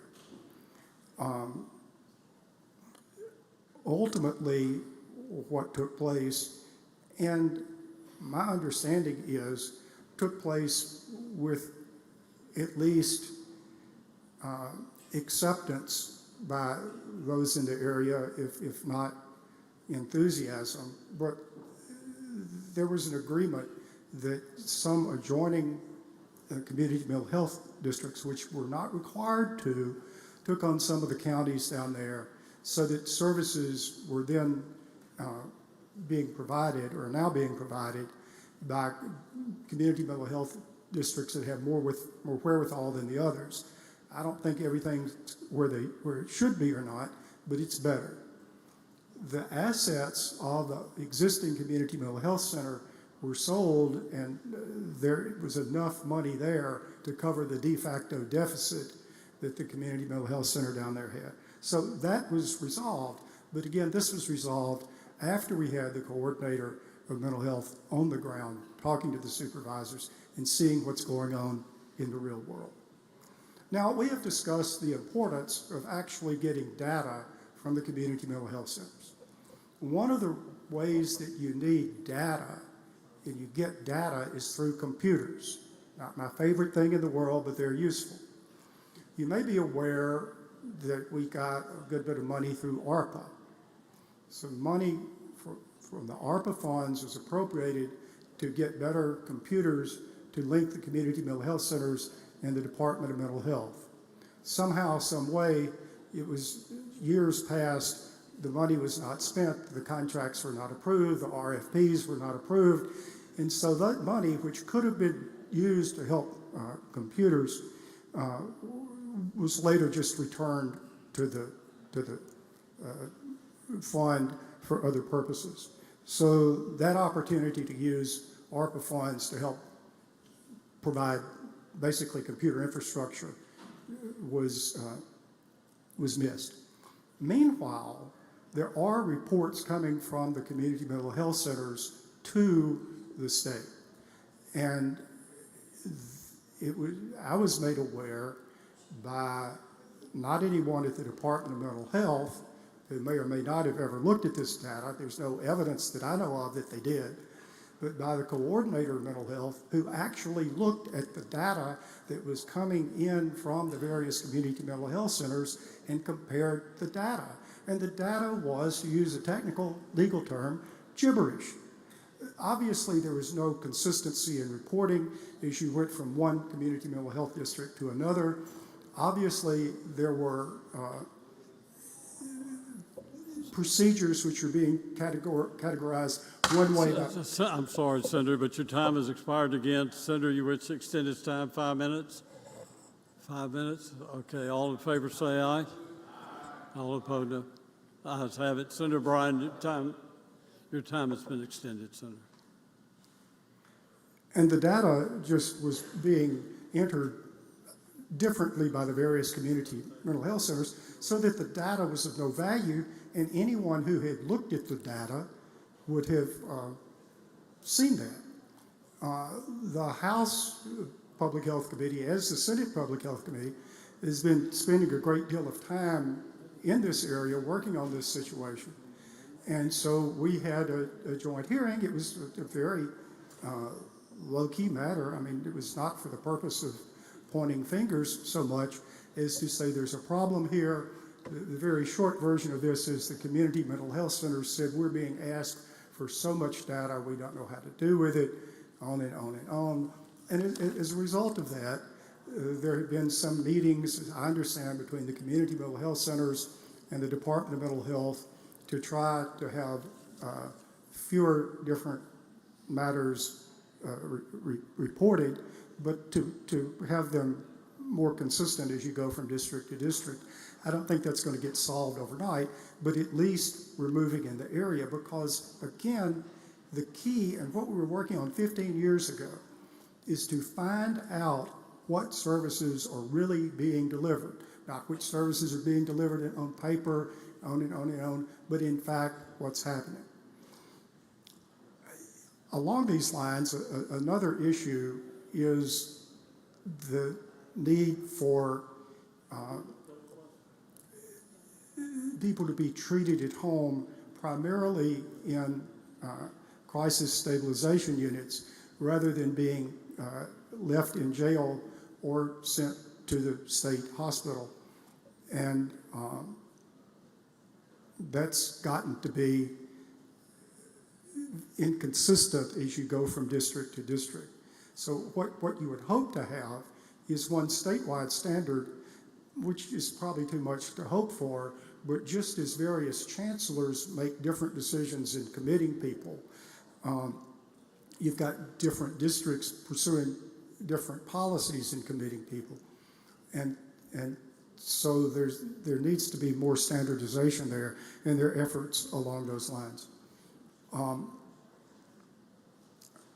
I would say this, and I don't know that it's been discussed from the podium, but we had a presentation in the committee, and there is at Whitfield a very good accomplishment. There is a facility for taking care of people who are involved in the criminal justice system. These are individuals who were waiting in jail for an examination to determine if A, they were competent to stand trial, or B, if they were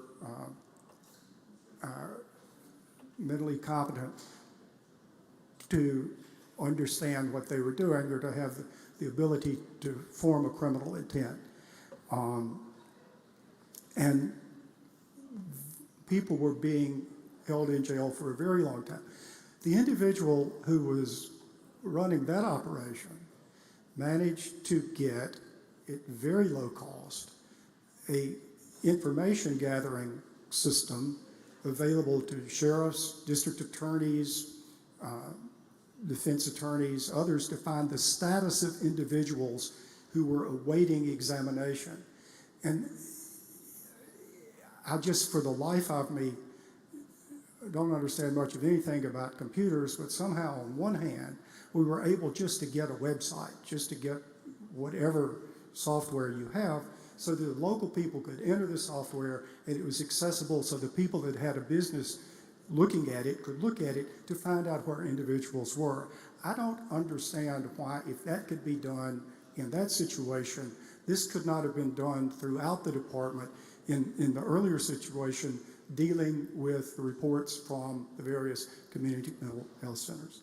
Well, I could go on and on, but I would simply say, once again, to be very clear about this, I had no knowledge that this bill was working its way through the process until I saw it on the calendar, frankly, over the weekend, I think Friday.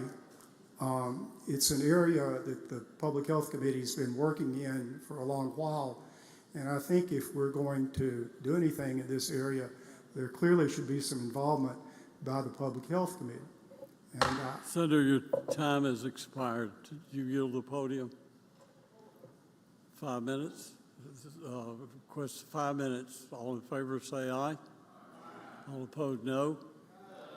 I don't need anywhere near 5 minutes. All I'm going to say is that you're recognized. Your time's extended, Senator. All I was saying is I think we should consider this problem that we have in inconsistencies from community mental health center to community mental health center, and also the interaction between the community mental health centers and the Department of Mental Health in a bigger picture, including the role of the coordinator of mental health. We need to think holistically about what we do about mentally ill people, not about the various community mental health centers, not about the Department of Mental Health, not about anything in isolation, but at what to do about the mentally ill.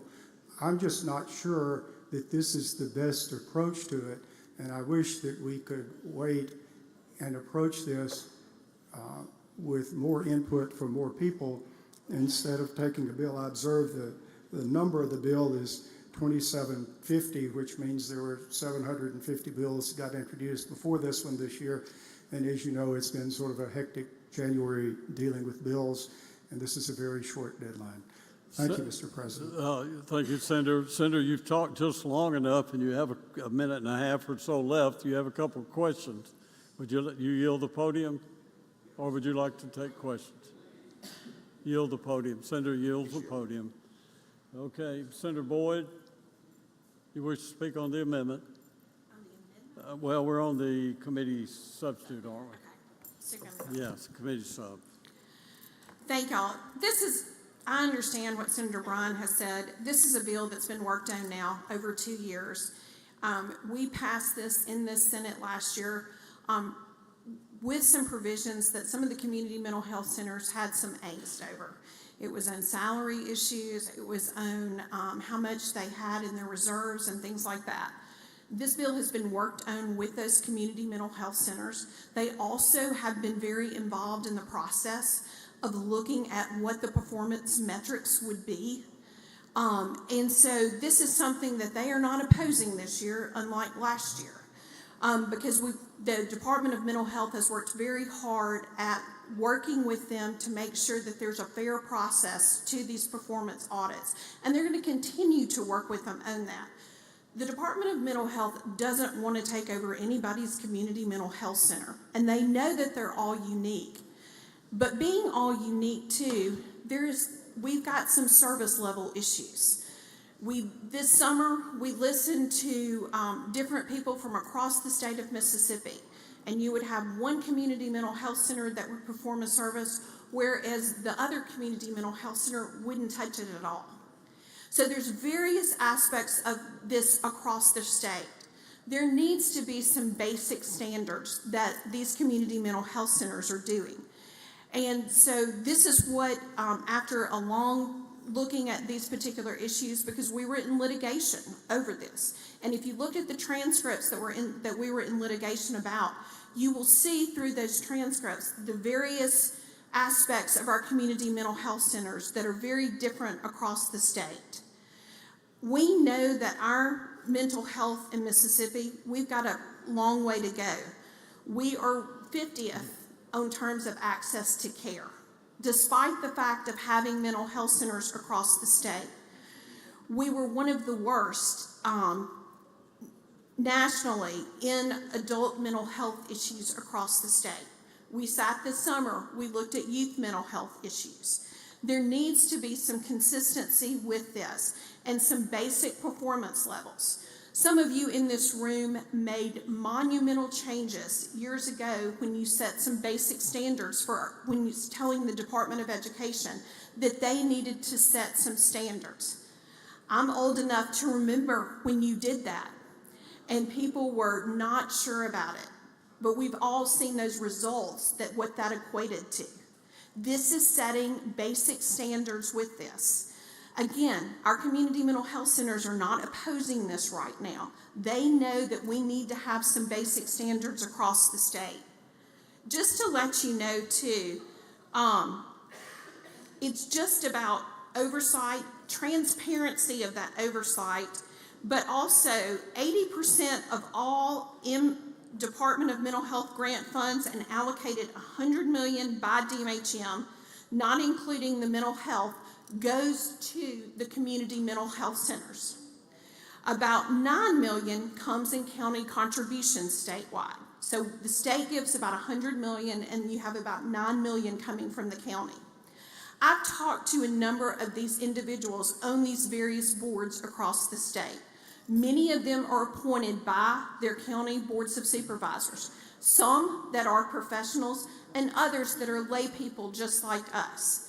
This standard would help them know how they're performing and not performing, so they can help their community mental health center be as strong as it can be in different places. This is a different approach to doing this, candidly, but this is a smart approach and will help us as a state increase the quality of mental health services around the state. Thank you. Senator, I think you have a couple questions. Senator Hobson, do you have a question? I do, Mr. President. We've got a couple minutes left. Thank you. Actually, I was You going yield, Senator Hobson? Yes, sir. Senator Hobson recognized. I was going to ask Senator Bryan this, but I'll ask you, and I can ask Senator Parker. I don't know that it matters, but one thing Senator Bryan said in his his speech was that, no, seriously, with the mental health czar, Bill Roseman, and it certainly caught my attention that I know he's done a lot of work in analyzing the community mental health centers and the Department of Mental Health, and I'm wondering if what's in this bill reconciles with the findings that he's had and the work that he's done. Is this all in concert with the things that he and his group have been working on to make sure our mental health delivery is better in Mississippi?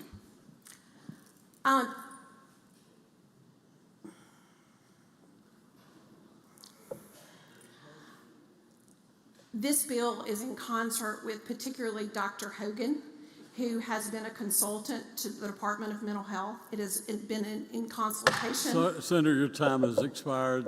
I see a motion for extend it for 5 minutes. All in favor say aye. Aye. All opposed no. The ayes have it. Your time's extended for 5. Thank you. This bill has been in concert with looking at what the recommendations were from Dr. Hogan, who was the court appointed. Not the court, was the court appointed. He was involved in the court system, correct. He was involved in looking at kind of what his recommendations were. It's been looked at what community mental health centers are doing around the country. As you know, too, there's opportunities for new monies through CMS and how these programs are looked at across the country. The data that has been collected is one of the things too that is the consideration of this. And the State Board of Mental Health has looked at this extensively. So those are kind of the issues with that. And there's, I think, some other pieces of legislation that are going forward in regards to Bill Rosamond's office. Okay. I think in committee, we were told that the community mental health centers were on board this, and I think I heard you say that again, correct? They are not opposing this. I've been directly told by their president that they are not opposing this. Okay. And we have, like, my personal community mental health center is very supportive of this. And one question that was asked of me is whether or not the boards of supervisors would have their authority or control taken away in this bill. That's an excellent question. Thank you for asking. They don't have any of their authority taken away. This is very analogous, Senator Hobson, to your school board that you represent. You may have the Department of Education that comes in, evaluates, and says, here's where your deficiencies are, here's where they're not. And if there's serious issues, then the state could contemplate a takeover. That's kind of the same thing. The board of and we did not do this last year, but we had the support of many of the Board of Supervisors last year. Because so many of these individuals appointed are lay people, they don't have the expertise, and this would actually help give them some kind of guidance on how they need to direct that board. Okay, this is more for them to have guidance, support, information, data to assist them with their work at the community mental health centers. Yes, just like your school boards, that they get information from the State Department of Education. All right, thank you, Senator. Thank you.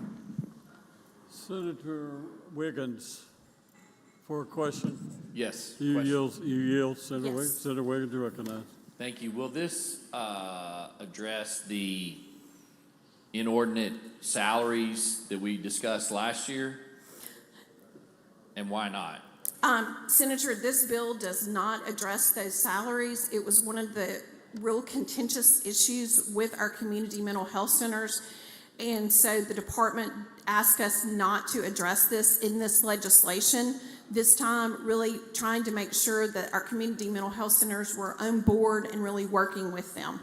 So in other words, and I know you've worked hard, so in other words, the community mental health centers were able to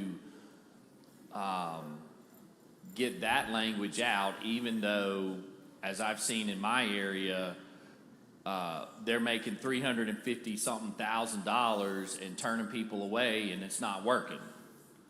So we're not addressing that part of it. No, sir, we are not addressing that. But what will happen is when we start seeing these performance audits, that will be information that is included in there, and they can evaluate. Now, some of them argued, one of the things that they argued for in some of the places, just to tell you, to be fully disclosing, is that some of them, because they had such a high patient volume and they had tremendous amount of services, that some of those salary levels were more on par with the private sector because of the great number of services that they performed and the huge number of employees. I mean, employees and grants and different things like that. So that may be the case, but what, at least in my area, the services that were being performed do not match up with the $350,000 salary, which is why the person that was there got shuttered. And I want us to fix this problem, and it sounds to me like they're ignoring it. Senator, that is where you talked about local control. Right. That is still at your local level. When your local group gets a performance audit that has information in there and that salary is out of line, they will be able to address this just like your school board is at the local level. So Time has expired. Let's see a motion to extend the time of 5 minutes. All in favor say aye. All opposed, no. The ayes have it. Senator. Okay, and then last question. So will this address the issue that I've also seen where one board of supervisors can hold hostage another board of supervisors to get anything done? I think this legislation will go a long step in doing that, really looking at the performance audits, the ability of, and if they don't choose to address these, there is a takeover provision in there that if they don't address this. So I think this legislation, to your issues that you've had in your area, would be a huge step in the right direction. Well, and let me ask this. So clearly there are problems. And if we are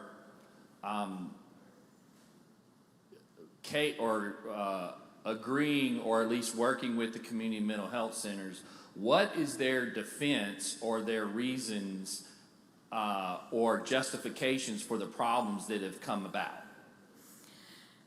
Senator, this is the whole purpose of this legislation, so that we can get some performance audits, so we know what the issues really are.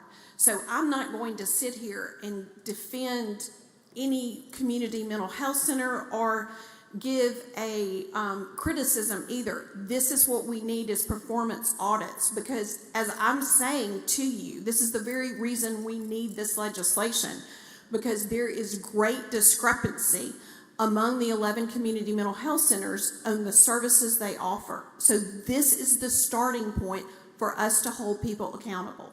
Thank you. Senator Jordan, do you have a question? Yes, sir, Mr. President. You yield, Senator Jordan. Senator Jordan, you recognize.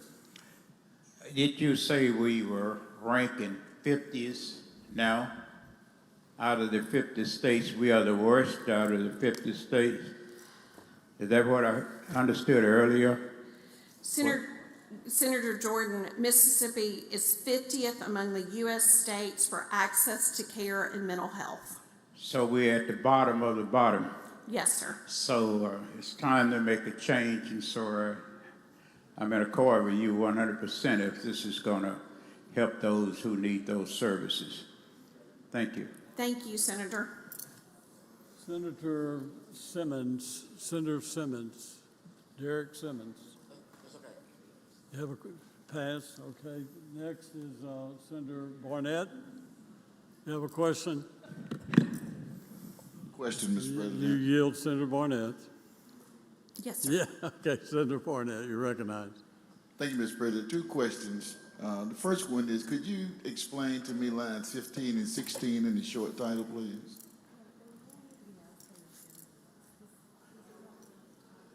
(15 through 17), I'm sorry. Yes, sir. That comes into play if the community mental health center has to have a takeover. And there has been situations in the past where a community mental health center is failing, and the State Department, the State Board of Mental Health had no authority to go in and take that over. So that's where it comes into play. So we're going to take these over with contractors? No, sir. Well, that's what the short title says, with contractors. The plan is that we only take these over after they have gone through a performance audit, that they've worked with them for 6 months, and they have tried to get somebody, they have tried to help them get into place. But Senator, if they do all of those, if they don't get it back in good shape, that is when they will take over. And we've had situations where that should have happened. Just like the school district, somebody comes in, individual comes in, they take over with those, and those are all contracted employees. Okay, but a minute ago you said no to contractors. Now you were saying they, and the last statement you said was yes, contractors. So is it contractors, is it they, or is it not contractors? I don't know what you're referring to. Well, when I originally asked the question, were you going to take over with contractors, you said no. And later on in your speech, you said that they, and then you come back and said that the contractors. So my question is, again, goes back to my original question, are we going to replace these with contractors? Senator, I don't know what you're referring to. I said on contractors or not. That is not exactly what I said. My question on the contractors comes from what's in the short title. Senator, it may be contractors that they replace a director of a community mental health system in, just like your school district. If they appoint someone to come in as superintendent, it very well may be a contractor. Time has expired. We have a motion to extend by 5 minutes. All in favor say aye. All opposed, no. The noes have it, Senator. The noes have Thank you, it. Mr. Time is not President. extended. Back to Senator Parker. Thank you, Mr. President. Thank you, Senator Boyd. What this is about is accountability, efficiency, and transparency. Senator Boyd did an excellent job of explaining this. I want to apologize to her because it was my responsibility to explain the bill. So she did not come up here reading the bill and studying the bill.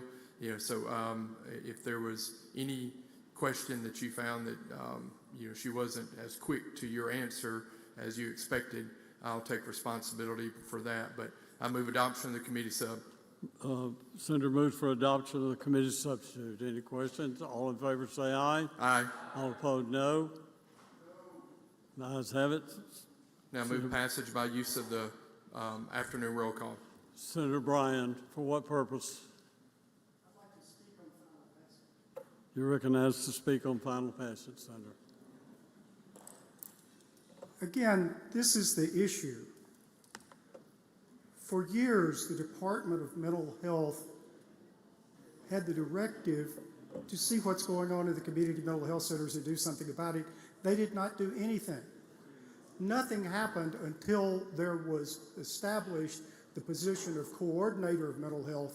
And once that position was established, number one, things started happening. And number two, the Department of Mental Health began being just apoplectic about abolishing the office. Now, the difficulty is this is the product of community mental health centers and the product of the Department of Mental Health, when those are the two entities that have failed so greatly for so long. Why on earth would we turn something over to them? So far, the Public Health Committee never saw this piece of legislation. I personally had no idea this piece of legislation was working its way through the process. As I say, it's number 2750, so it was obviously introduced very late in the session. But I would like to respond to some questions that were asked, particularly by Senator Barnett, who asked about some provision in the legislation. I'll explain it to you. It's on page 22 and page 23, and the underlined language says the Department of Mental Health will perform an audit if the Community Mental Health Center does not score as high as the Department of Mental Health thinks they should, then the Department of Mental Health, after a 6-month probationary period, can. And this is the language of line 543. Number one, replace the Community Mental Health Center's executive director and any other offices identified by the department with contractors selected by the department to operate the Community Mental Health Center. This is your Community Mental Health Center established by counties in your area, and the department can come over, I assume, take the local tax money that's going into it and start hiring and firing. The department shall be the party that contracts with the contractors, and contractors shall report to the department. The contractor selected by the department shall have full powers and authority possessed by the officer he or she replaces. The contractor shall remain in place until the department determines in its reasonable judgment that the Community Mental Health Center has attained standards, and so on and so forth. In other words, Senator Barnett, when you ask If this provided for contracting, a shorter and more accurate answer would have been yes. We need to look at the situation with mental health, but it doesn't need to be done in this fashion. So again, this legislation just sort of was presented to this body in this chaos here at the beginning of the session, and I don't think it's wise for us to get involved in something with these long-range implications and the implications for the districts, the community mental health centers back home. I don't think this is the right way to go about things. And as far as improving the situation, we're putting the fox in charge of the hen house. Senator Parker, you're recognized to close. Thank you again, Mr. President. You know, over and over again, we're asked, what are we doing about mental health in the state? We're working with our community health centers. We're trying to find solutions and answers that can improve things. This bill went to accountability, efficiency, and transparency because it's about accountability, efficiency, and transparency. And so I move passage by the use of the afternoon roll call. The senator has suggested use of the afternoon roll call final passage. Any senator object? Any senator wish to be recorded? Senator, you object. Call the roll.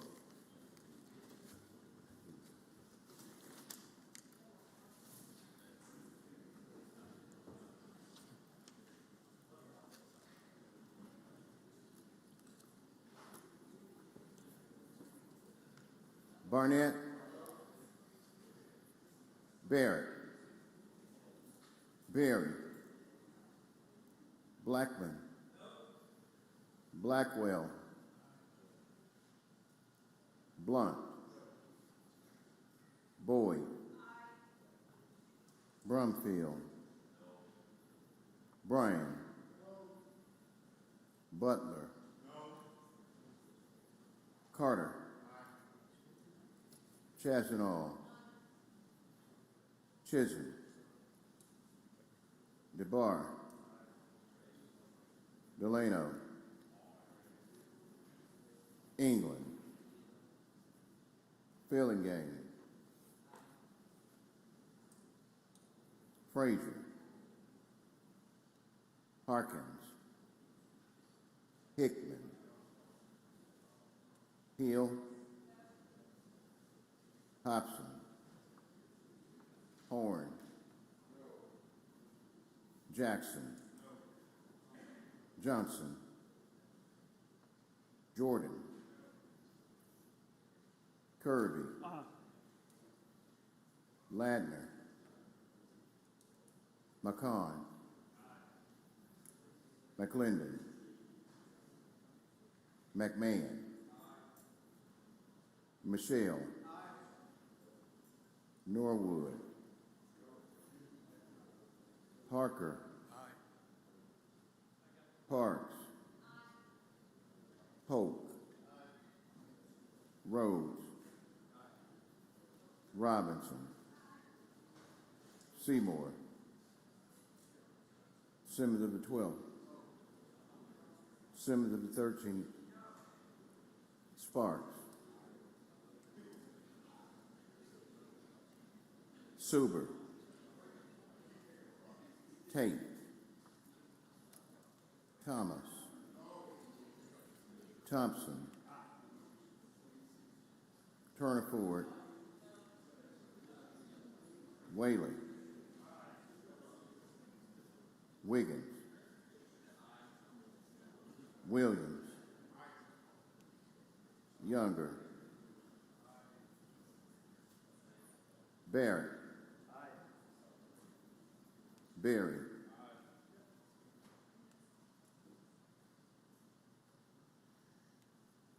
England, Chisholm,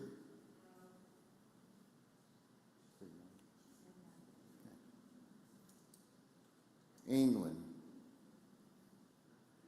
Frazier. Harkins. Hickman. Hobson. Johnson.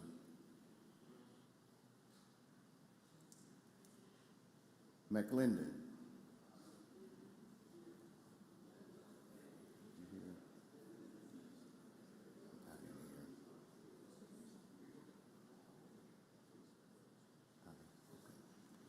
She said he said aye. Senator Norwood. Oh, I'm sorry, I thought you were through.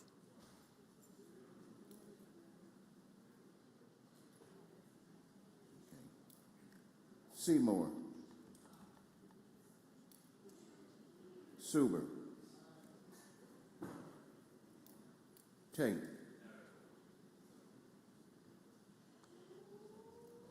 Voting yes or yea. Barrett. Berry. Blackwell. Boyd. Carter. Chazanall. DeBar. Delano. Fillingane. Harkins. Hobson. Kirby. Ladner. McCon. McClendon. McMahon. Michelle. Parker. Parks. Pope. Rhodes. Robinson. Seymour. Sparks. Suber. Thompson. Whaley. Wiggins. Williams. And Younger. Voting no or nay. Barnett. Blackman. Blunt. Brumfield. Bryan. Butler. Chisholm. Frazier. Hill. Horn. Jackson. Jordan. Norwood. Simmons of the 12th. Simmons of the 13th. Tate. Thomas. And Turner Ford. Senator England, for what purpose? To the vote, You recognize to the vote? I have a pair. If Senator Hickman were here, he would vote no, and I vote aye. Please record the pair.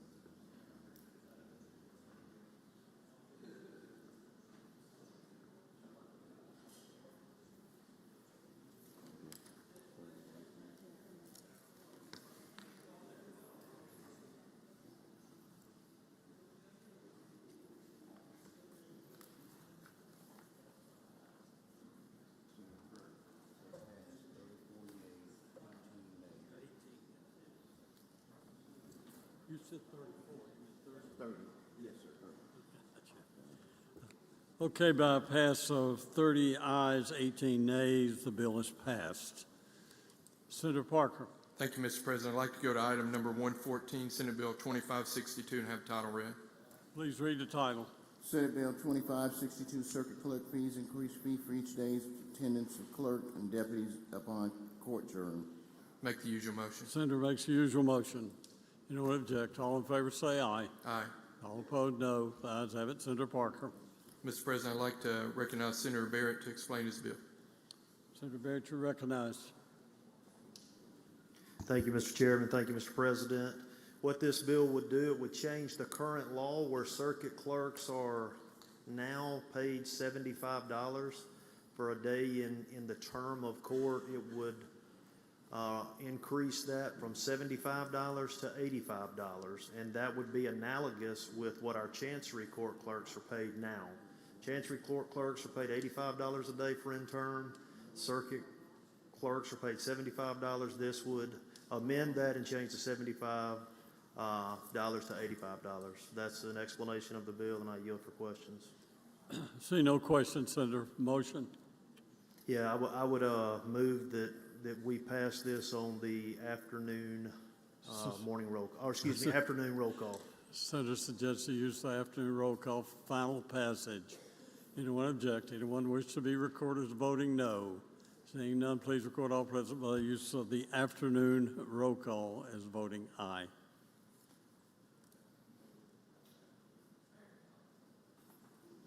Okay, Senator Parker, Thank you, item Mr. 115.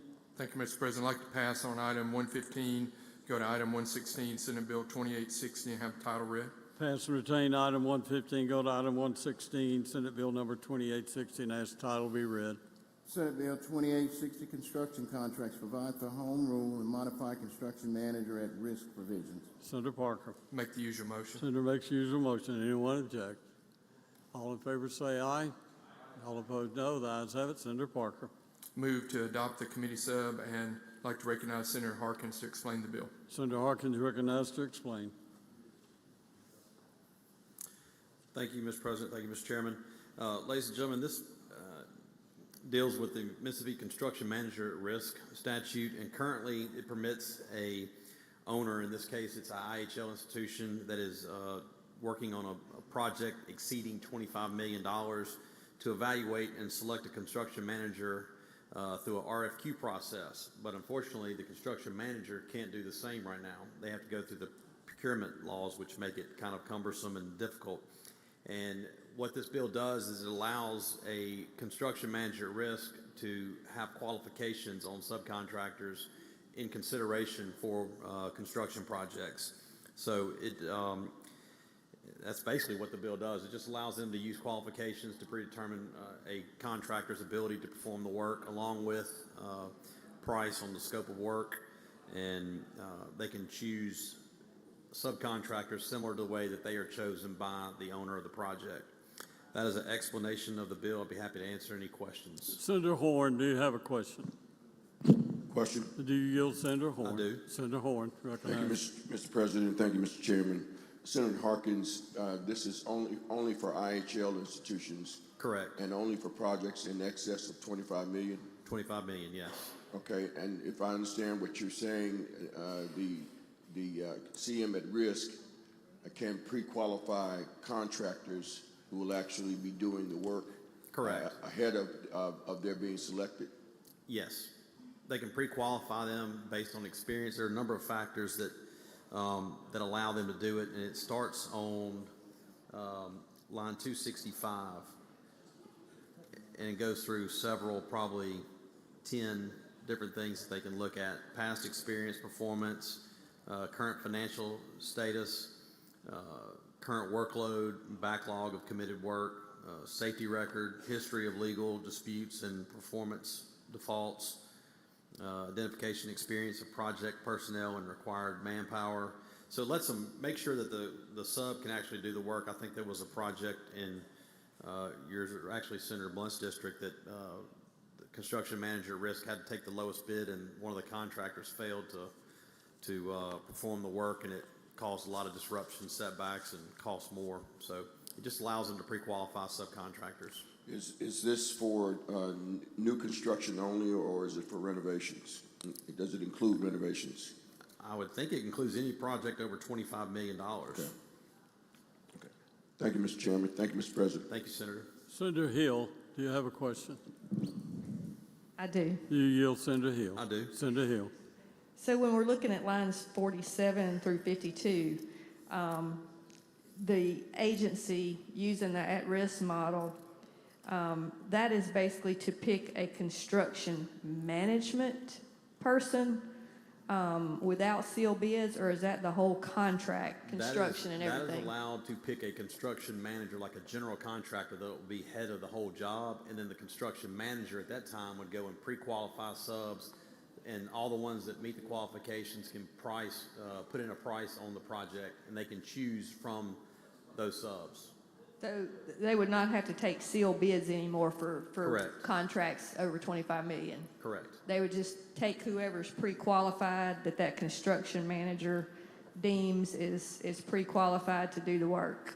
Yeah, and based on the cost, they would give them a maximum price on the project, and so they would go back and then use that price and use subs that make sure that they can actually do the work and then come in under budget.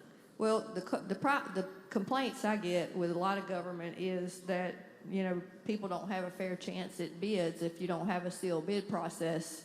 So What was your reasoning again to get away from sealed bids? Well, the last one, the manager had to take the lowest bid, and that lowest bid was not able to do the work. If they would have pre-qualified them, they'd have known that they weren't able to perform the Well, work. couldn't they still pre-qualify them and take sealed bids as well? Not instead of currently. getting rid of the sealed bid process? No, that's part of the consideration. Well, I mean, that makes more sense to me to pre-qualify them and then take sealed bids instead of doing away with the sealed bid process, but that's just my I line think of the bid's thinking. the bid is part of it, so cost is, I mean, they're not gonna just advertise their cost on the front. I think they submit all their bids at the same time, but I think it's not just the cost, it's also all those factors that you listed that you can But check and when verify.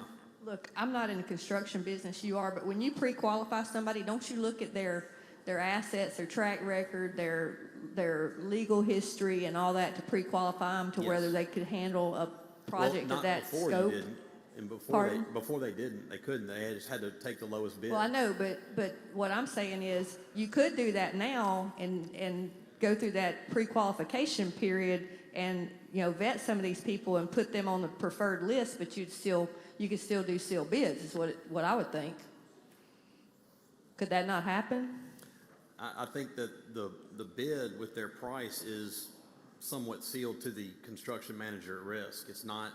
But it's not the sole factor that they use to determine which one they're going to use. They have to give a maximum price to the owner, to the institution, that the project will not cost any more than X. And then they have to go back in there and try to make sure they can fill the project with the subcontractors and do it for the price that they're guaranteeing. I understand that. I mean, my city has still used sealed bids on construction, capital projects like that. I don't know why we're exempting IHL, but I appreciate you answering the questions. Thank you.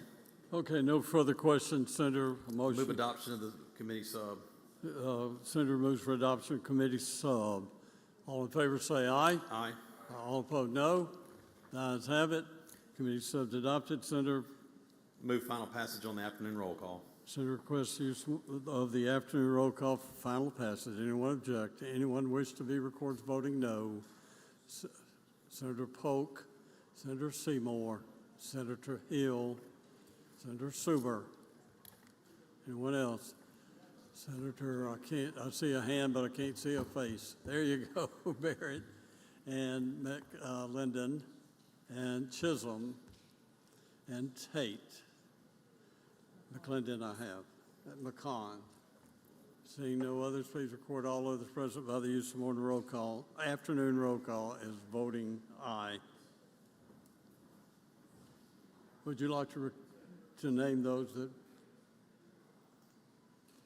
voted no? Yeah. Voting no or nay?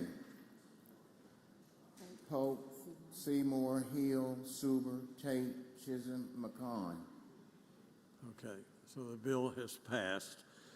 Now we'll go, I tell you what, let's take up one more today. What do you say, guys? We'll go to item 117, accountability.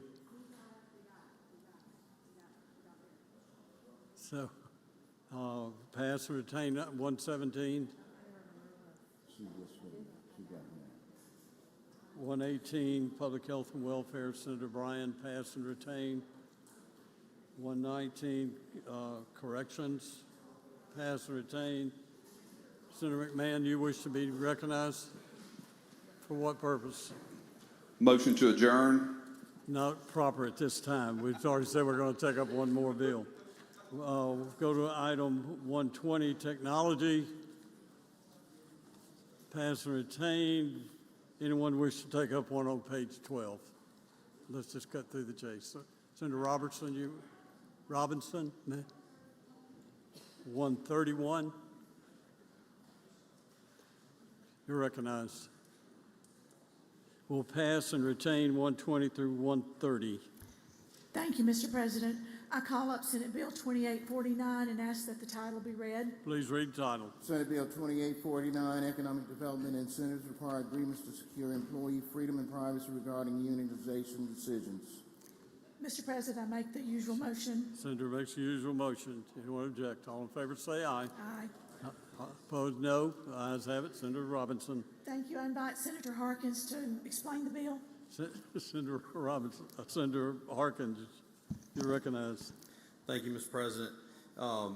Ladies and gentlemen, 849 is a bill that is just about protecting voters, workers' rights to a secret ballot in the efforts of any unionization on any project that's receives incentives from the state of Mississippi. It does not mean it prevents it. It just says if they are going to unionize, they have to do it by a secret ballot and not by card check, which is just a collection of signatures. It reserves the individual's right to a secret ballot. And that is an explanation of the bill. I'll be happy to yield for any questions. Senator Horn, you have a question. You yield, Senator Horn? I do. Senator Horn. Question. No, thank you, Senator Harkins. And as I understand this bill, I've had a lot of folks from union organizations that say that they're against this bill, and they feel like it's going to further inhibit their ability to unionize and organize around workers' rights. Would you tell me what I need to tell them that refutes what I just said? Is it going to infringe upon the rights of workers to be able to organize? To cast a ballot for Yes. whether, no, that's what it's saying. They can unionize. They just have to do it via a secret ballot. Everybody gets the right to have a private vote on whether or not they want to unionize. They don't have to do it publicly. They don't have to do it through coercion or everybody looking at them in a room full of their fellow employees that want to unionize. Some don't. This just says a secret ballot. They can vote for it or against it, but it just says that a company does not have to. A company that's incentivized by the state doesn't have to recognize unionization unless it's done by a secret ballot. They can unionize if they want to. It just says it has to be done by a secret ballot. So I don't think that's restrictive in any way. What harm do you see in there being an open vote? I mean, we vote openly in the Senate when we have important. Well, when you go measures in the voting booth and you voted for President Trump, did you want to tell people you voted for President Trump? that was not me, Senator. That was not I. I'm just saying it's a secret ballot. It's your own vote. That's why people go in the voting booth to vote for their elected officials. And if they want to vote for unionization, they're free to do so by secret ballot. I don't see where the harm is in protecting a person's right to vote for what they want to do without any public coercion or. But any company that does not allow for that or require that can have their incentives taken away from them by MDA. Is that correct? Correct. It would be it's not anybody that's already had an incentive. It's just any incentive package that comes to the state. Mississippi's a right to work state, and we're just protecting the right of the employee and the company that they can have a secret ballot election for unionization. Does not prevent unionization, doesn't stop it from happening. It just says that if you're going to do it, you have to do it by a secret ballot. Now, what if you're already a unionized shop? Are you going to be able to qualify for incentives if you're doing an expansion, for example? If you're already, to me, the legislation says it's prospective. It's for any new incentives that go forward. Anybody that's already that's already got a incentive package that's unionized, they're fine. Does not impact them, and it doesn't impact any subcontractors that work with the company. If they do business with subcontractors that are unionized, that's fine. It does not have any bearing, no penalty on the company. Thank you, Mr. Chairman. Thank you, Mr. President. Senator Jordan, you have a question. Thank you, Mr. President. You yield, Senator Mr. Jordan. Chairman. I do. Senator Jordan. Have there been any problems with crowds just raising a hand or shouting it out and voting for unionization? Has there been any problem with that? I don't know if there has been, but we're just saying that we're going to protect the workers' right to do a secret ballot. Well, if it was the shouting open without a secret ballot, you think that's taking the human's right? I think you're infringing on their right if you're making them do it in a public setting in front of other coworkers and. But you're not making them do it. That's what card check essentially is collecting signatures. Folks show up and say, "Hey, sign this card," and are you going to sign it? Are you not going to sign it? That happens in and everywhere, but you don't sign it if you don't want to, do you? I guess you don't, but I guess Of course not. You're not going to enjoy work when everybody's looking at you like you didn't do something. Well, they stared at you and I up here conversing. But that doesn't have anything to do with the question I'm going to ask you, does it? You can ask whatever question you want. I just think understand that. I think you enjoy your right to vote for who you want to vote for when you're when there's an election. I think we're saying to the workers only around thing I Mississippi think that they're this going to have could that be right too. It could be looked at as a barrier. I don't think it's not saying that you can't unionize. I understand what you're saying, but I don't see any harm in persuasion. We do that all the time among ourselves, and I don't see anything wrong with doing it there. Well, they can certainly, advocate for the point of why they need to unionize, and they can make any pleas to the other employees that voting to unionize would be beneficial, and they can put their side out, and they get to vote. So it's nothing in giving that funny look at you. Sorry? You think that funny look without a ballot would cause people to vote? I think it's been well documented how unionization votes have gone in the past to some employees. Okay.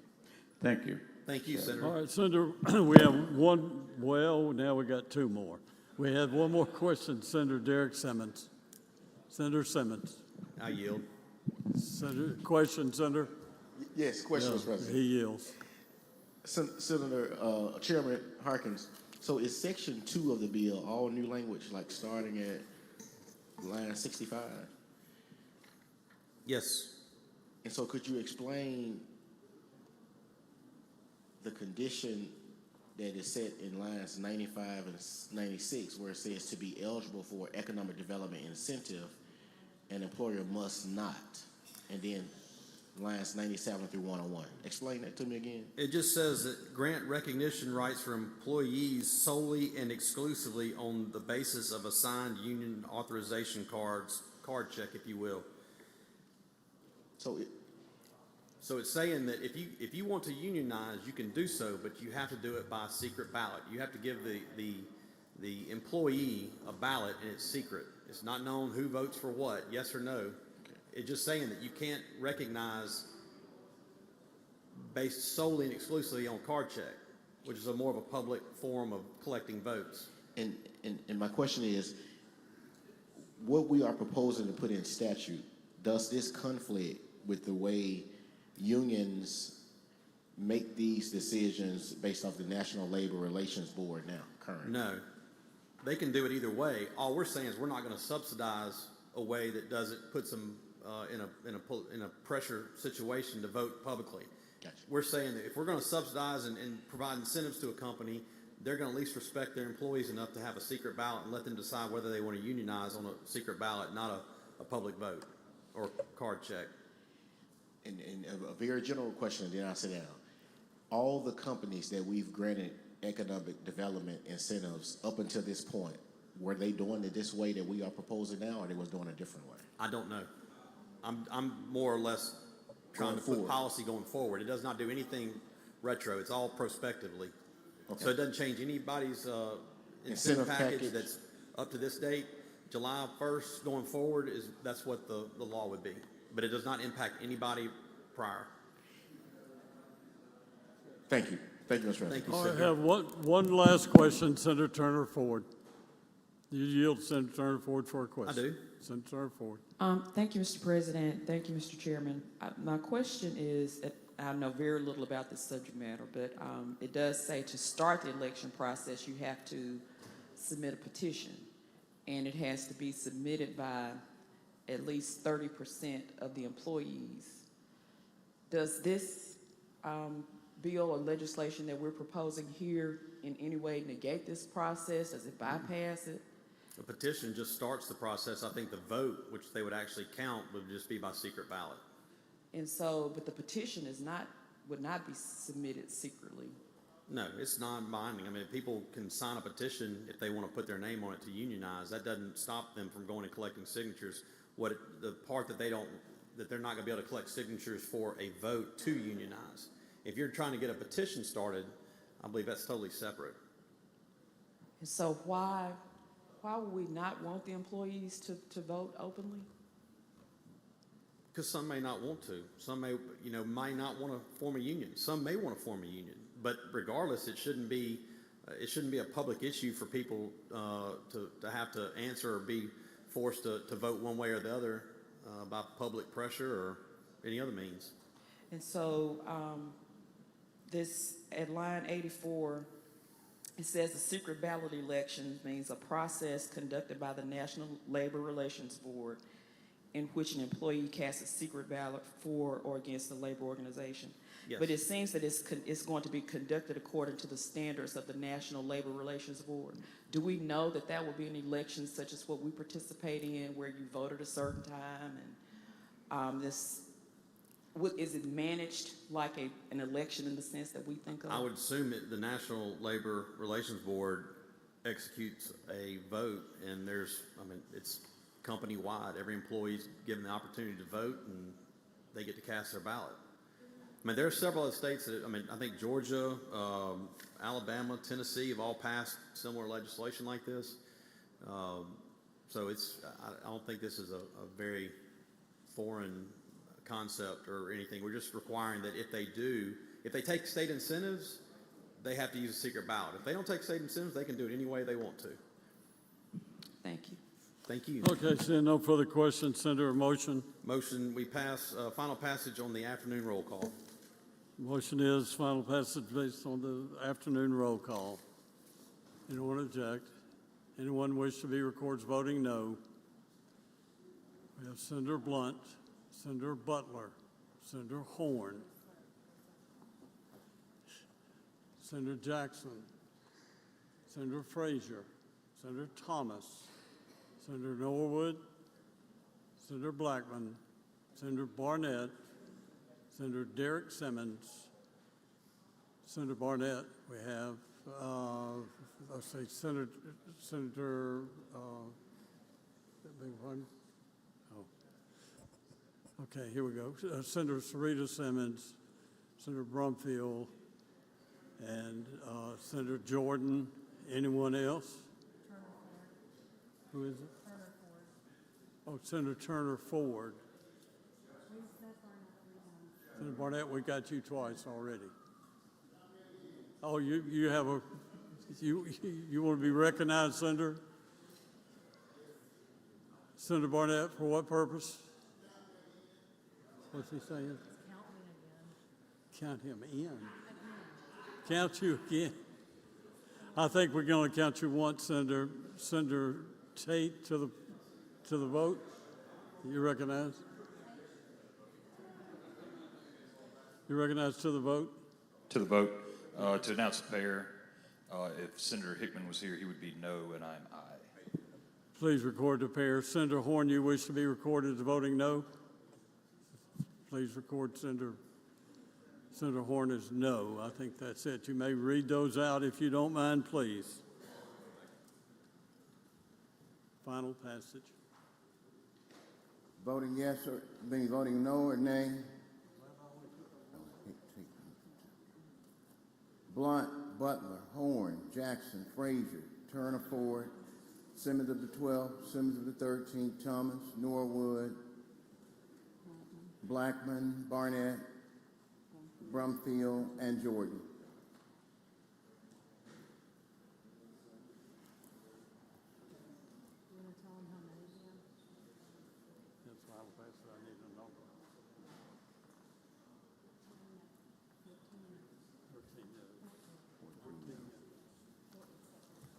With 14 noes, the bill has passed. Now, Senator McMahon, I'm going to make your day. I'm going to call on Senator Blackwell. Oh, we have announcements first. I'm sorry. Announcements, Senator Delano. Adjourn in memory. You're recognized. Ladies and gentlemen of the Senate, when we adjourn today, please keep in your mind and your hearts the family of Carl Rackley and John Gazzo. Both are business leaders from the coast that untimely passed over the weekend. Senator Carter. I'd like to request unanimous consent to be added as co-author on Senate Bill 2562, item 114 on the calendar. With no objection, it will be added. Senator Ladner. Yes, with unanimous consent to be removed from Senate Bill 2472. No objection, your name will be removed. Senator Blackman. Thank you, Mr. President. I'd like to hold item 86, Senate Bill 2768 on the motion to reconsider. Please join the chairman. Senator McClendon. I'm sorry, Senator, I couldn't hear you. Adjourn in memory, please. You're recognized. Today, if the Senate would please adjourn with me. My cousin, Kyle Morris, passed away Sunday. He was a championship quarterback at Clinton High School. He went on to be starting quarterback for the University of Florida with Emmett Smith as his running back. As young men do, kind of had some bumps in the road and found his way back to Clinton and carried the Mississippi College Choctaws to the championship game in 1991. If we could keep his family and my family in our prayers, thank you. Thank you, Senator. He's a good guy. Senator Noah Wood. Announcement, Mr. President. You're recognized. Wednesday, February 12th, 5:30 in the afternoon. In the evening, Jackson State University will be hosting a reception at the Capitol Club, 5:30 p.m. Thank you, Mr. President. Thank you. Senator Jordan for announcement. Thank you, Mr. President. United consent, I would like to be added to Senate Bill 25, item number 14, Senate Bill 2562, please. Thank you, Senator. Senator Simmons, Derek Simmons. Adjourn in memory, Mr. President. You're recognized.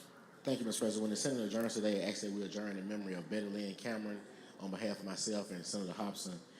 Betty Lynn was actually a long time member of the Greenville, Washington County community, and she passed away recently.